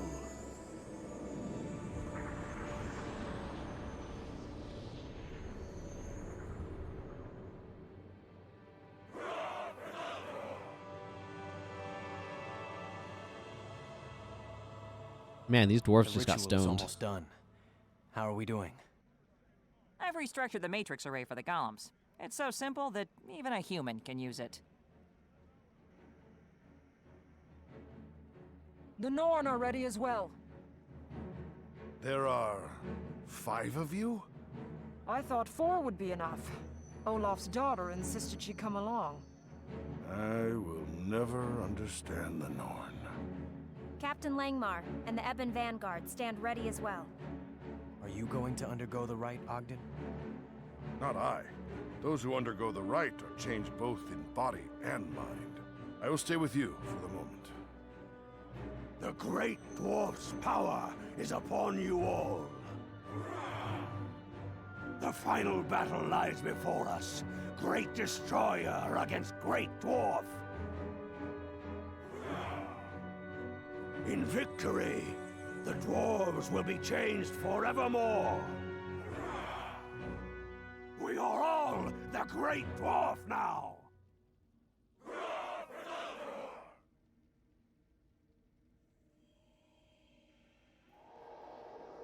Hurrah for Deldrimor. Yeah, now most of the dwarves, but not all, are stone. So, for example, High Priest Alcar, not stone. There is much to do. Still has his impressive mitre. Just, I think that style of hat. Or at least, he has a very tall hat. News of the war. King Jalus has ordered all able-bodied dwarves to prepare for battle against the Destroyers. But you'll see, like, Hrothgar here and Orzar Highstone have not undergone the rite. So, a bunch of, like, the random soldiers have, not all of them have. What news of the war? Hey, Orzar, how are you doing? You seek the dwarves? This guy, I want to sell some of this random junk to. Okay, now I can go speak to King Jalus Ironhammer. Hail, human. You defeated Cinder the Mountain Heart? Incredible! The entire dwarven race owes you a debt of gratitude that can never be repaid. With the hammer of the great dwarf in hand, we can fulfill our destiny. The dwarves shall be transformed forevermore. We will become living weapons who exist solely to defeat our ancestral foe. 2,000 experience points, which will help erase death penalty from my heroes. Hey, what do you know? It is good to see you. Our plans against the Destroyers proceed apace. Well, I'm ready to seek the source of the Destroyers. Our forces stand at the ready. We either return victorious or in pieces. Are you sure you're ready to go? Yes, there's no turning back now. Well, this is going to go however it goes. So Ula here has provided us access to some golems. Great. Another Buka. These upgrades should allow you to directly control the golems. Does she give us some dialogue here? I don't know. Anyway, we can interact with these and give them 15 energy to turn them on. They have 3 modes. All schematics performing within normal parameters. Defense mode active. Choose a tactical mode. The surrogate leading to the central transfer chamber is far beneath us and overrun by destroyers, but I'm not worried. In fact, I'm so confident that I'm going to send you ahead. Thanks for the vote of confidence. Have any of the Asuran patrols in the area come back from those caverns? Not yet. Take some of my golems along as well. I refit them to let you switch their modes, while allowing me to communicate with you. I wouldn't do that for just any human. So we can change them to melee, defense, or ranged. By default, they come one of each. I'm going to leave them that way for now. And it requires 15 energy to turn them on, which is really annoying if you're playing solo as a warrior and a warrior where you have a maximum of 20 energy by default. So you have to wait for your piddly 2 energy regeneration between each one, unless you brought a BIP that you can force on yourself, or a staff, or some other source of energy. We're going to need big camera views here, apparently. Oh, as we get closer to some of these, destroyers do emerge. We're getting close to the end of this now.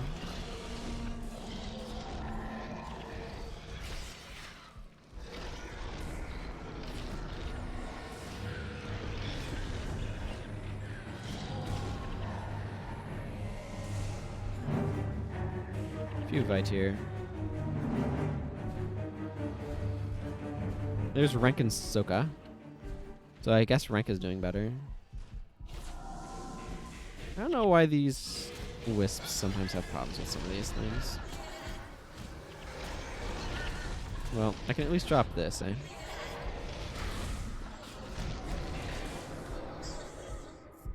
I'm really getting the elemental dust.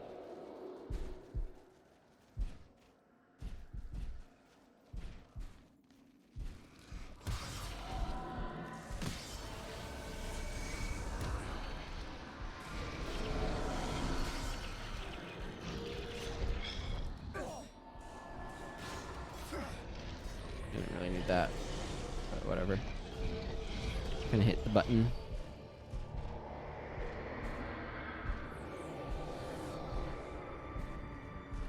Now we're going to start finding some destroyers to fight. Which means that I should absolutely be changing my title to Gutsy Delver. Which I just remembered. Hey, I recognize those golems. Ula sent you, didn't she? Help us hold off these destroyers. That's why we're here.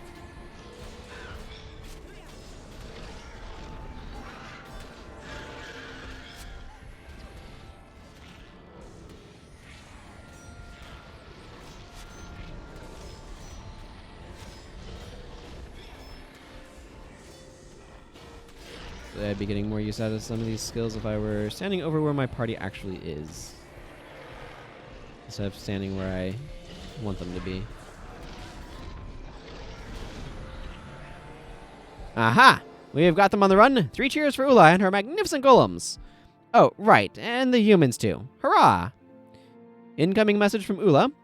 A group of the Ebon Vanguard are missing in the caverns. Determine their location. Seek the gate to the central transfer chamber. And don't break my golems. Message ends. A Vanguard unit is missing. I bet they're down here, too.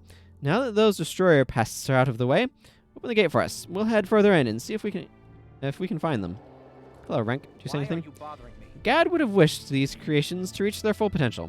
Don't let his work be in vain, my friend. And Soka ran down this way to open the thing. Rendezvous with the Ebon Vanguard, because we like to use French sometimes in English.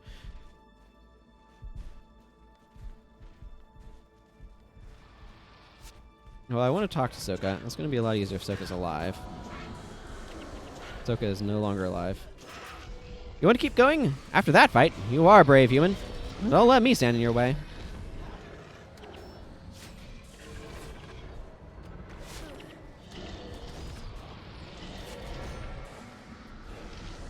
Oh, I really do need the camera out here so I can see anything that's happening.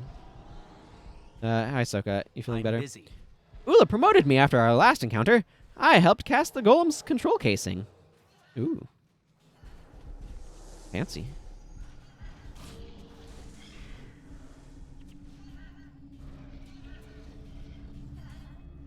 We have Jen Valefield, Captain Lingmar, and Chance Redding over here. There you are. There's a new breach in the caverns that's infested with destroyers. We've held them back, but we're running out of soldiers. Are you ready for some action? Hello, Captain. Are you still here? Keep your wits about you. I don't want to lose any soldiers here today. I'm afraid I'm busy. There's nothing to worry about. Our battle tactics should withstand anything the destroyer hive throws at us. I'm pretty sure these golems can hold them off while we do some serious damage to those destroyers. Let's go. What news? I usually rely on dumb luck to get me out of trouble, but today I shall prove myself through skill. Ooh. Ambitious, eh?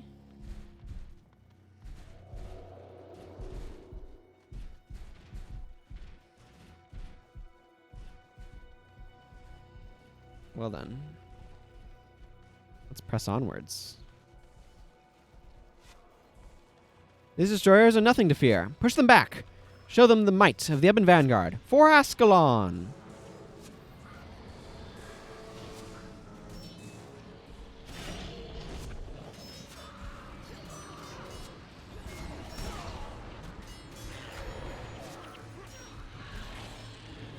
I just gave that to Lena. No, I need a bip. Here's some energy. I thought I gave her some energy, but apparently not. I thought I gave myself some energy. What was that? Well, irrelevant now. The other thing that's being a problem right now is there's frozen soil, which makes it so that way you can't res things. Which I'm sure you can understand why that becomes a problem.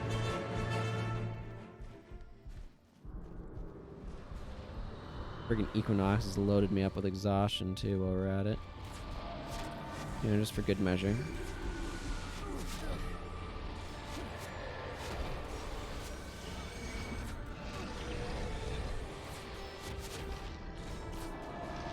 Overcast, exhaustion, you know, whatever, same diff. If you ask me anyway.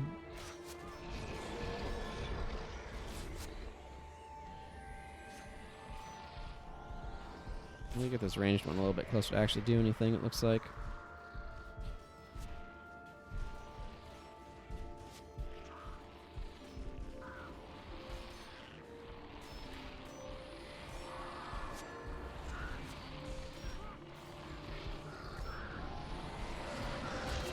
Ooh, balanced stance on Menlo.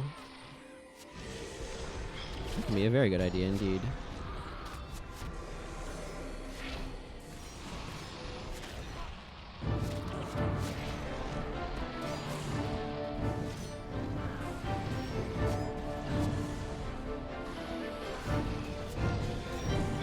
This destroyer of bones taken care of.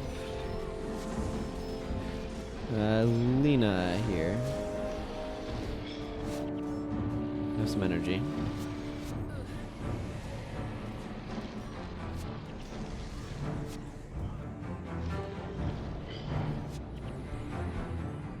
Okay, good. Cleared out this group.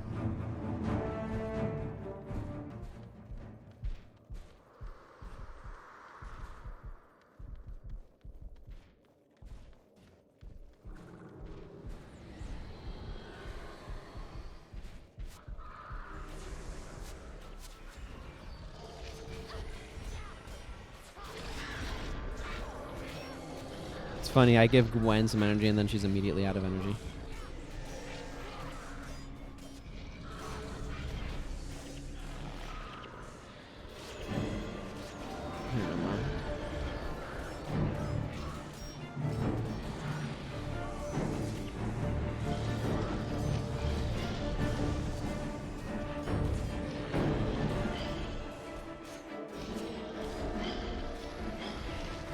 If I reapply that while I have the thing up, I actually get some benefits.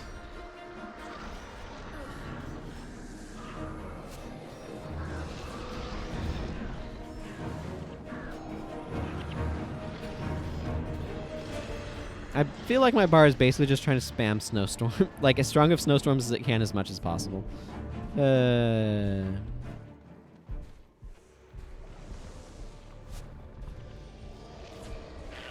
Going deeper into the caverns.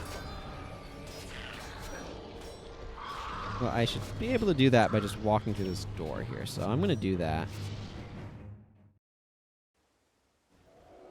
Okay, let's... every floor you have to turn the golems back on. Which can be a little annoying.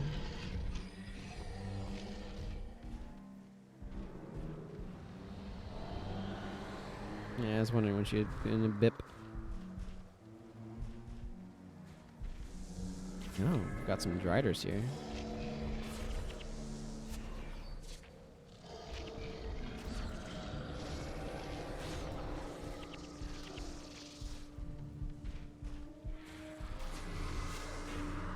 Alright, destroyers.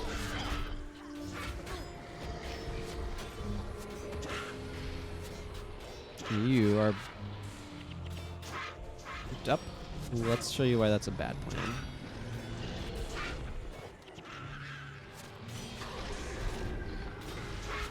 Oh man, my obsidian flames in the presence of this Equinox are such a bad idea.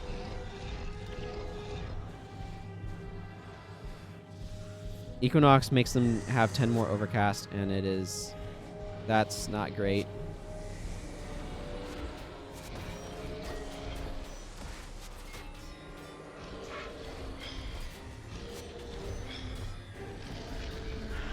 I don't know. I always assume Menlo can use the energy. Ooh, Destroyer Core. You need Destroyer Cores, like a full stack of them, for some really fancy gloves that I want to get on a character eventually.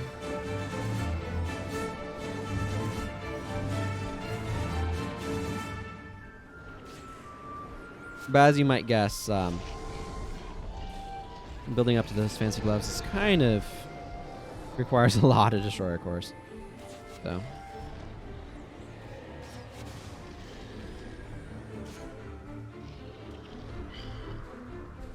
Ulrun Olafsdottir, Sif Shadowhunter, and Olaf Olafsson. And Eagle Fireteller's over there. And of course, Jorah is with me, so. I probably thematically should have brought Ogden, but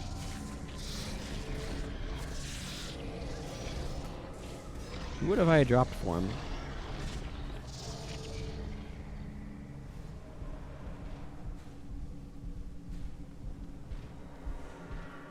Fight beside the Norn as they hold off the destroyers. This part can sometimes be really, really rough. There is a resurrection thing that we just passed back there. What do you say, Egil? Let me tell you a story. This will make an epic story, little one. You made it. You must have the strength of the bear spirit. We'll make a Norn of you yet, cub. I did put Riposte on the Battle Rage Warrior. No time to train. Here come the fiends again. We'll hold the openings. You handle any stragglers, little one.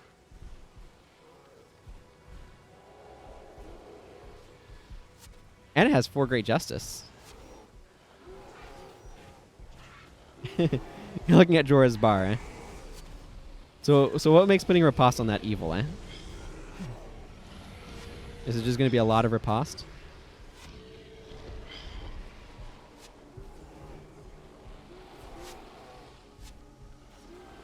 That's the goal.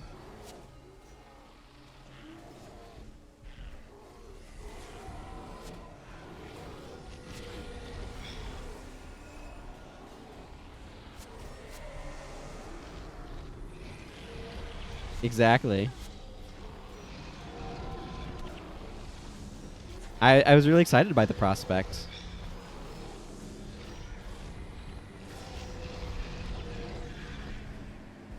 Of Riposte spam.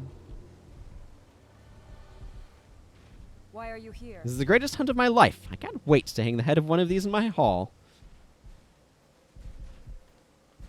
Here's insane reaction speed. Why are Yep. you here? Let's see. Any son of a Norn do this? Of course, she's a daughter of a Norn, so. She is a spiky tank. I enjoy her bar.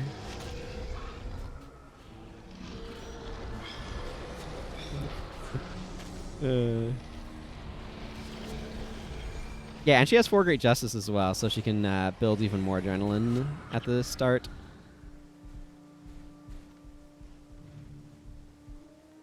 Look there! Another wave is coming from the side. Bear bless the day I lifted my first weapon. We'll need all the strength we have.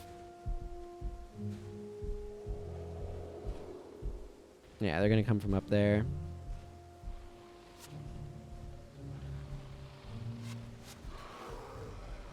Paragon's not really thematically very Norn.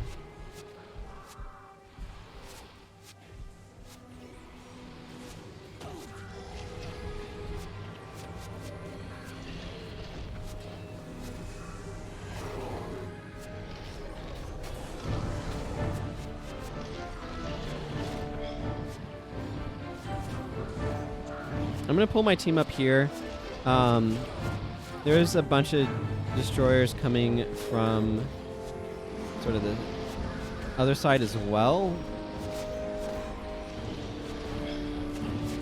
And I want all of us on the same sort of area to try to not get sandwiched as badly. I've gotten so many lockpicks the past couple of days. It's really kind of incredible.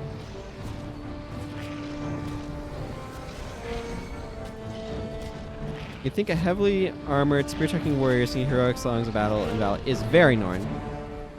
I mean, yeah, thematically it's very Norn. The main issue that I have is, or the main thing is that, like, Norn are also very solitary hunters. So it's got some weird thematic issues in that regard.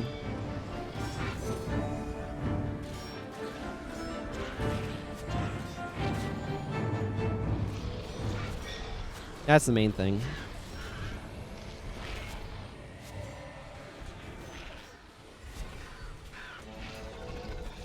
Need to defeat the Avatar of Destruction,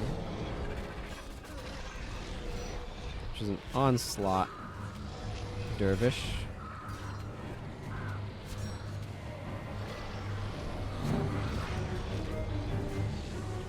Was an onslaught dervish.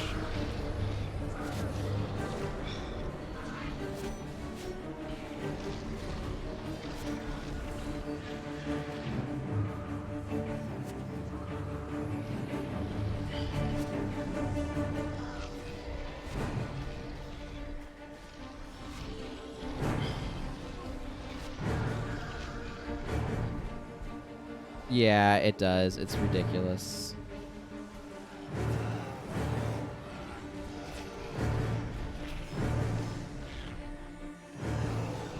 We're gonna have some more energy. I'm sure you can make use of it.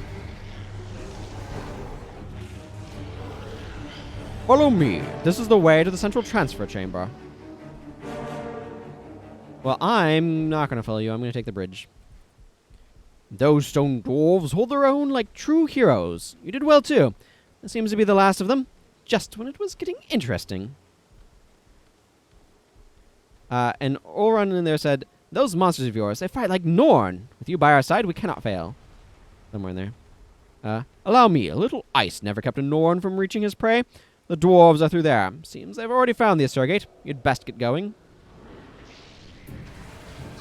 I'm on my way. May the bear spirit see me through.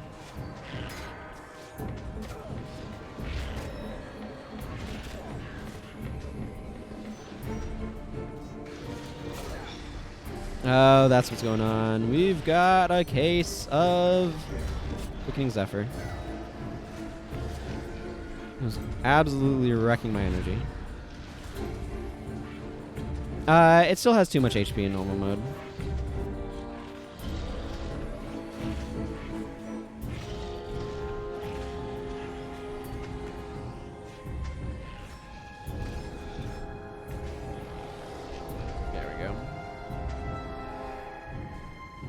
Oh, I need to remember to use... Yeah, okay. I'm going to leave this open. I need to remember to use Alkar's Concoction.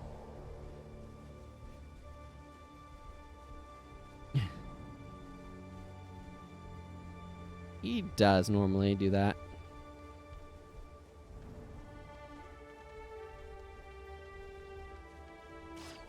Hey, Random Destroyer.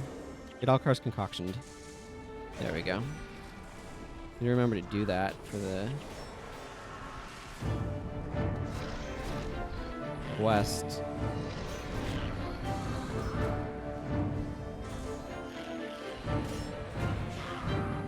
I mean, where else would you find somebody named Olaf but Olafstead?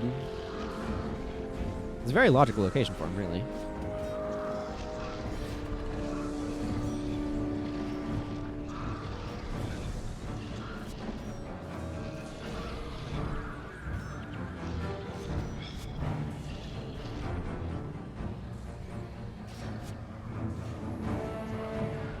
There we go.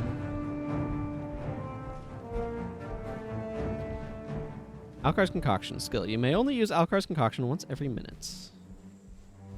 What, is that going to, like, refund me Alkar's Concoction once that wears off? No. Okay, I didn't think so. Thank the great dwarf. Reinforcements. I pray that the strength you bring will be enough, human. We can spare 2 of our men for you. The rest must hold the gate. My kinsmen, our entire lives and the lives of our ancestors have led to this moment. The strength of the great dwarf flows through us. Go, clear the central transfer chamber. Our sacrifice will not be in vain. Follow me through that gate for Deldrimor.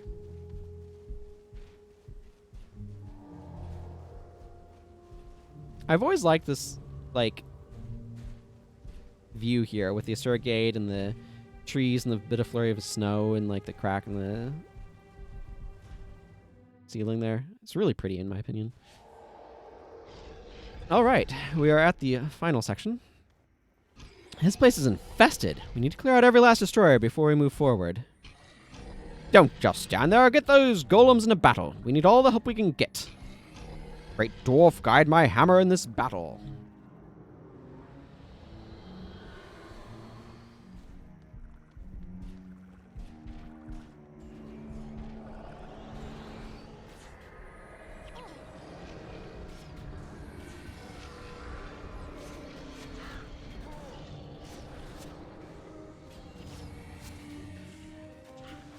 All right. Well, let's keep my Ebon Vanguard stuff up as much as I can.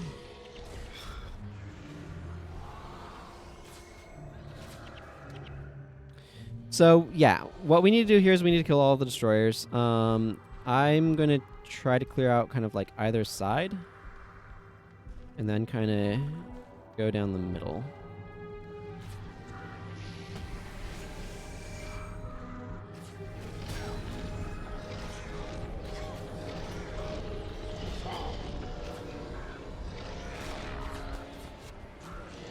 Maybe I should stop standing on this bed of coals, though. That might be a good idea. Here, Lena. Give you some additional energy. So there's a couple of groups around, then there's this Disc of Chaos. The Disc of Chaos is what we call a right tank. It's extremely threatening if it's able to cast spells on you, because it does do a lot of damage, because it's a crazy elementalist. But also, if you have, I don't know, a broadhead arrow ranger like Zoe, it can be shut down and basically do nothing. And so you're just sitting there waiting for the dang thing to die with its stupid amounts of HP.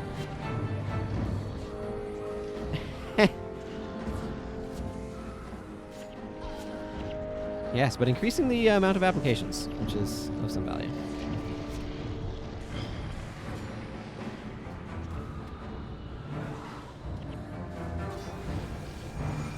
Actually, we're best off taking care of these things.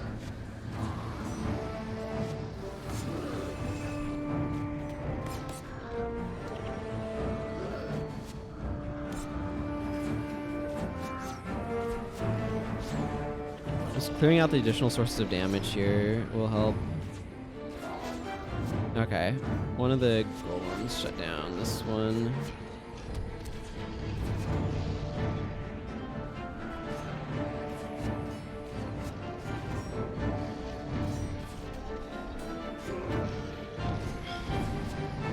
Okay, let's focus on this disc now.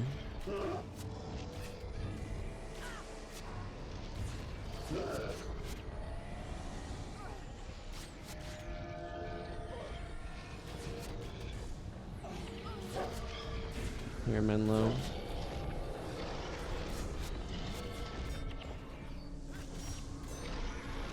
So yeah, if you have like dazed that you can permanently maintain on it, it basically can't do much. Here, Gwen, you need some energy. And it still just takes for freaking ever to kill because it has ludicrous amounts of HP.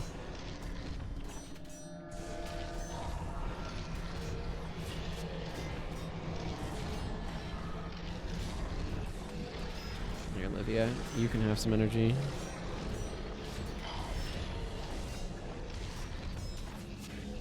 I'm going to switch defense to melee because I think we need additional damage here. Cunning strategy. That sounds like something she would do.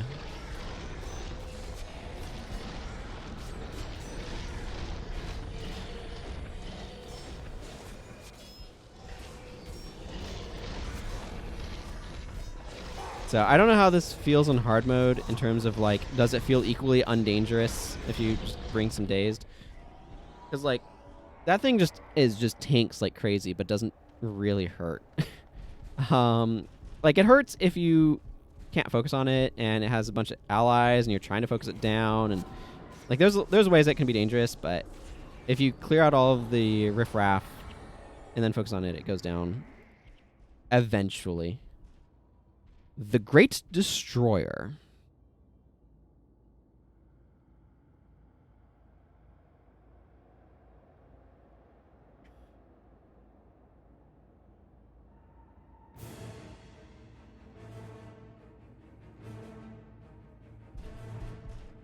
We have driven them back. But at a huge cost, and the destroyers are regrouping. It does not matter. We are stoned. We shall resist all their assaults. I see what you mean. Changed in body and mind.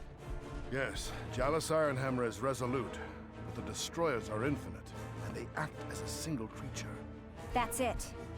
What if they are a single creature? What do you mean? The Great Dwarf's power is connected to Jalis' followers. What if the Great Destroyer's mind is connected to its minions? Which means if we kill the Great Destroyer... The control is gone, and the dwarves stand a chance. It's going to be dicey. Even with their great hoodoo, I don't think the dwarves can withstand another assault. Leave the golems here, then. Sounds like a plan. The Great Destroyer's chamber is not far. A small group can slip through the lines. Let's go. Even with the golems, the dwarves will not be able to hold out for long. Come, Great Destroyer! Throw your minions away against us! We will hunt you all into the depths of the earth! Victory or death! Oh no, the guild versus guild is about to end. I don't know if the victory or death mechanic is actually still in GVG or not. I don't think so. But it used to be like after half an hour or something, victory or death would be called, and it like made things way more aggressive and all sorts of things. The entrance to the Great Destroyer's lair is at the lowest point of the central transfer chamber. We also have a challenge mission here with Consular Brand Oakencast. What news of the The Brotherhood of the Dragon is in dire need of help, my friend. I'll do this eventually, but not until later. Glint calls to us, for the destroyers have risen to threaten even her. Her offspring are in danger. Will you help? What challenge am I facing? Destroyers pour forth from the soil like cicadas, waking from deep slumber. The dragon child is safe inside a fortress, a tiny shard of sand within the massive crystal desert.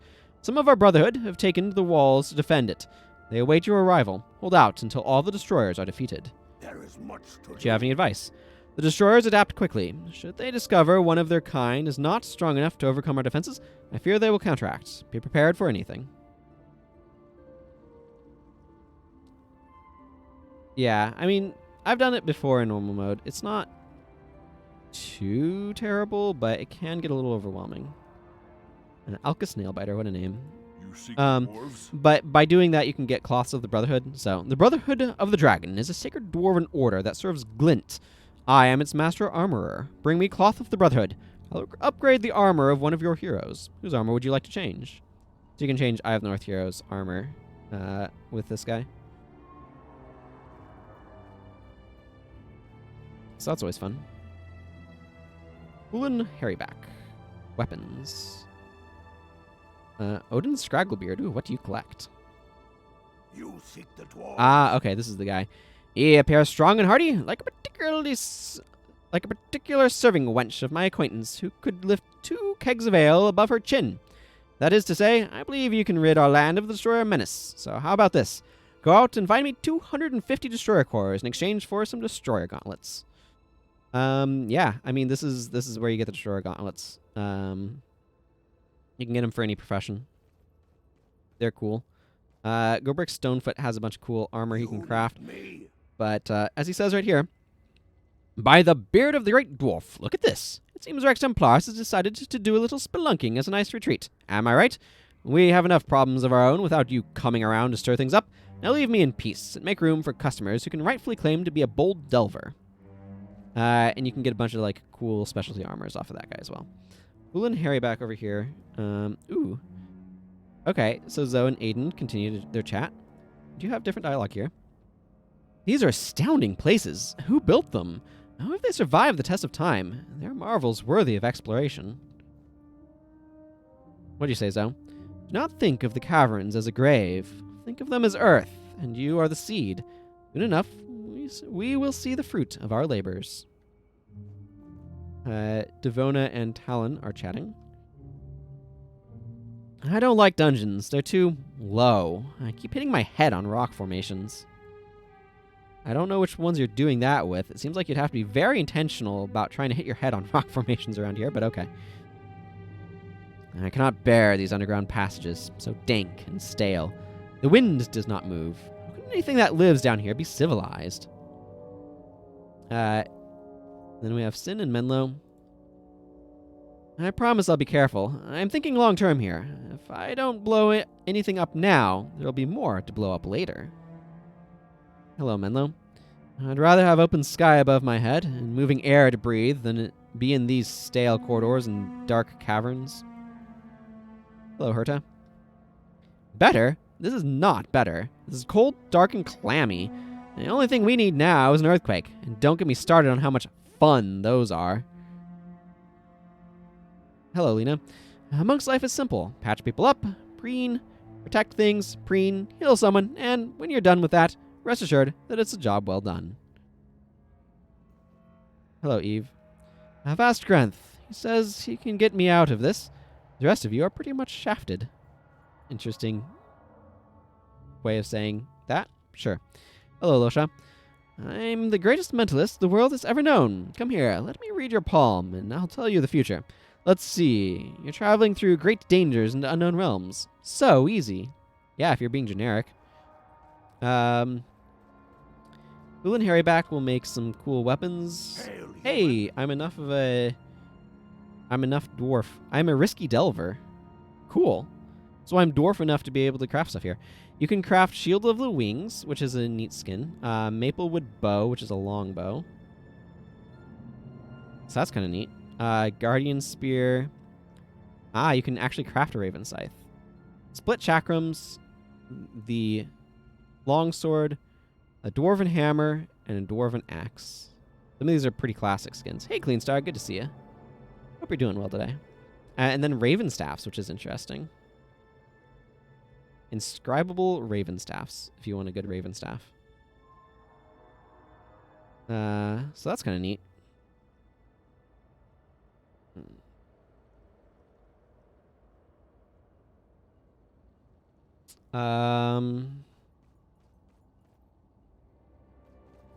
And of course, High Priest Alcar here will take us on to the final mission. But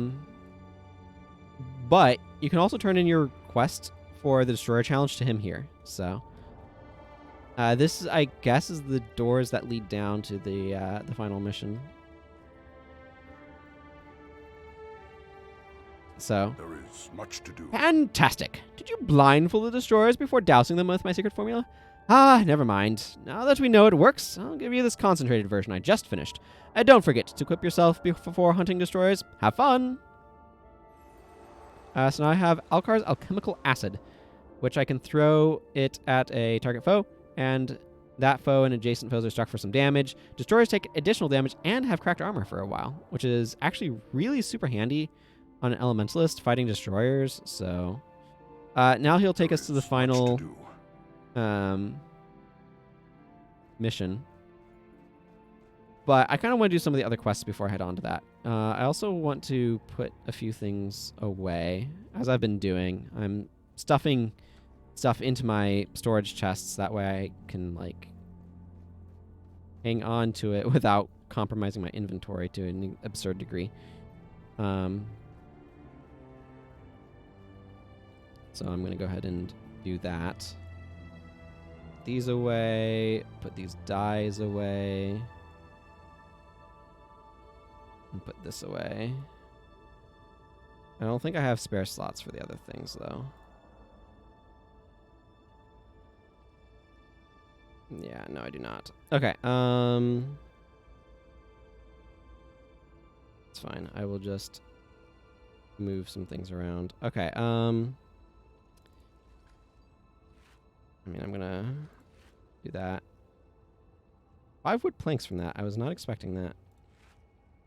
And granite slabs from that cleaver, because of course. Sometimes these things don't make any sense to me. Okay, what I want to do now, actually, is I want to go back up to do Truth Seeker. Because I have a bunch of quests to do off of this. There's also, yeah, there's also another set of quests that I need to do. So there's some quests that I need to do in Norn territory that I want to get to. So I'm going to do those. I do want to talk to Krabak Rockfist here, the merchant. There is much to do. I don't need those two things. I, of course, want to check the value of runes on that. Oh, by the way, we're at the Central Transfer Chamber now, which is just near Yak's Bend. Like, this is really close. And A Time for Heroes takes place down here. This is the last one. Okay, so I want to go from Olafstead, the place I know where the guy I'm looking for is, and it's best to just go from here. But at this point, I want to switch back over to Fire Magic, just because I think Fire Magic is better out here than Earth is typically. I definitely do not want Snowstorm. Snowstorm is straight awful here. I'm tired of placing wards. Not going to keep placing wards.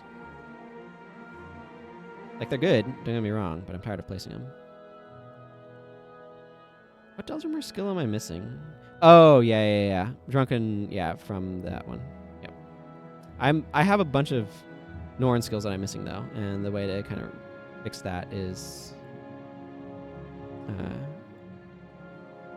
go get the thing. Let's do Mind Burn. I feel like doing Mind Burn. That means I want to be careful about what other sources of exhaustion I bring. Or Overcast, or whatever you want to call it. Where is... Here's my fire attunement. I'm going to bring Lava Font, because I feel like it. That seems like fun.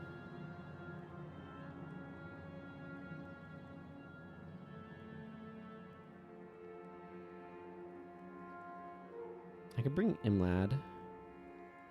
Or finish him if I want to. Maybe Fireball's good. Maybe...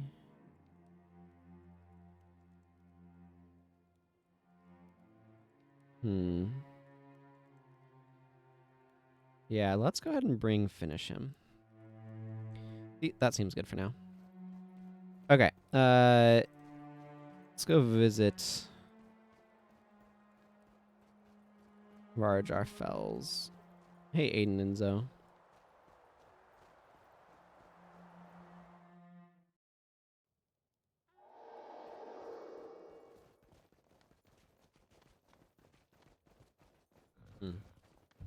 I absolutely need to be changing my title.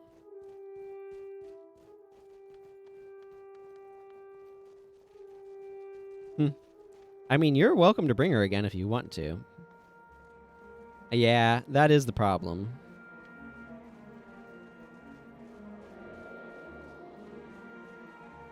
Who sent you? By the bear, it's about time. Don't just stand there, go kill some monsters. Sounds like a plan. A plan I will do. So this is where being a male character is unfortunately less convenient than being a female character. There's a quest chain that's all like marriage oriented of that's like a Norn like marriage rituals quest chain, which is really interesting from a cultural standpoint. But if you are male, it's with Ulrun, Olaf's daughter, who chills out over here. If you are female, it's with Olaf himself. I don't know what happened to his former wife, presumably something. Oh, no, wait. I do know what happens to his former wife. It's a quest point. Never mind. His former wife died to a worm. But he's right in the outpost. So if you're a female character, the quest NPC is in the outpost. If you're a male character, like Rex Templaris is, the NPC is not there and is in fact somewhere else entirely. That's significantly less convenient to get to. So, definitely advantaged to be a female character from a convenience standpoint. So I want to be doing that that quest chain as well here. A bunch of it's solo though, and I'm gonna want to be intentional about the builds I make. So we're gonna go up this way first.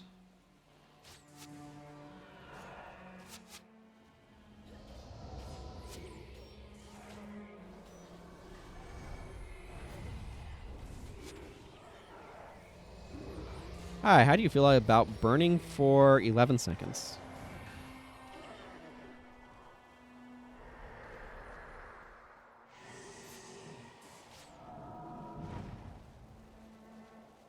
Yeah, it's too bad the melee AI isn't better. My flame djinn just died. Hey, Hargle. We're here to bargle. Are you hunting something? I might be making magic jokes.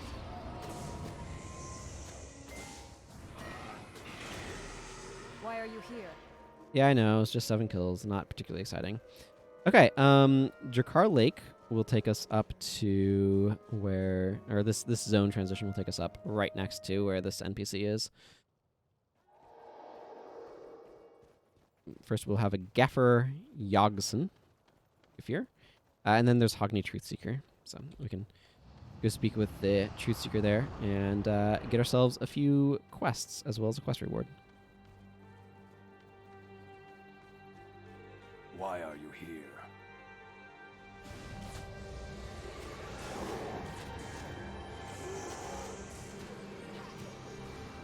Why are you here? Ride the owl's wings, my friend. Look around you. What life is complete without testing your strength? That's what I'm here for, and surely you can understand it. So, what are you waiting for? Go get those monsters. Here's one, monster 0. I'm afraid of heights. I don't know what that has to do with right here, but sure. And here's where a Hogni Truthseeker hangs out. Hail to the future. An axe age, a sword age, an age where shields are something something. Who sent you? You come seeking knowledge, little one. It is true I was once a warrior of some renown, and doubtless there are skills you could learn. But my lessons this day will not be filled with tactics and stratagems. I shall, instead, force you to open your eyes, so you may feel more alive than you ever imagined. I warn you, the lessons are hard learned. If you survive, you'll have the blessings of Raven, Wolf, and Bear, and you shall know what it is to be a Norn. Come now, let us begin. I am the strongest. Your next 7 attacks do an additional 8 plus 18 damage, which is useful in so much as it's a shout, which some stuff wants you to have a shout on you. And this lasts indefinitely. So that's kind of neat. Earthshaker and Earthbind, you can have quite the decent AoE warrior disruption build. Yeah, that could be. Who sent you? Understand a warrior's blade, and you can best him in a fight. Understand a warrior's heart, and you can lead him into battle. A hunter's pride. Most humans believe strength is merely the means to shape or to break. The Norn understand that strength comes not just from the body, but from the spirit. The bear is the symbol of strength, resolve, and pride of power. Our strength leads us to overcome every challenge, not because we can, but because we must. I wonder how much of that you humans truly understand. A group of our younger warriors who think themselves great hunters are nearby, filled with bravado and ale. They seek a mighty bear to prove themselves and earn their names. I plan to grant their wish, with a hunt they will not soon forget. Honey is rare in these parts, and all bears love it. No doubt, if they are hunting, they stashed away a bit of honey to attract the bear to their location. Now, within Jaga Moraine lies a particularly large polar bear. Take their honey, find this bear, and lure the bear to these brave young hunters. Let us test their mettle, and see if they are Norn truly worthy of their names. Do this, and I shall grant you the Urson blessing. And also 3 honeycombs. Let's see if they're smarter than the average bear. Yogi references. I do not wish to meddle in the affairs of Norn. Why are you here?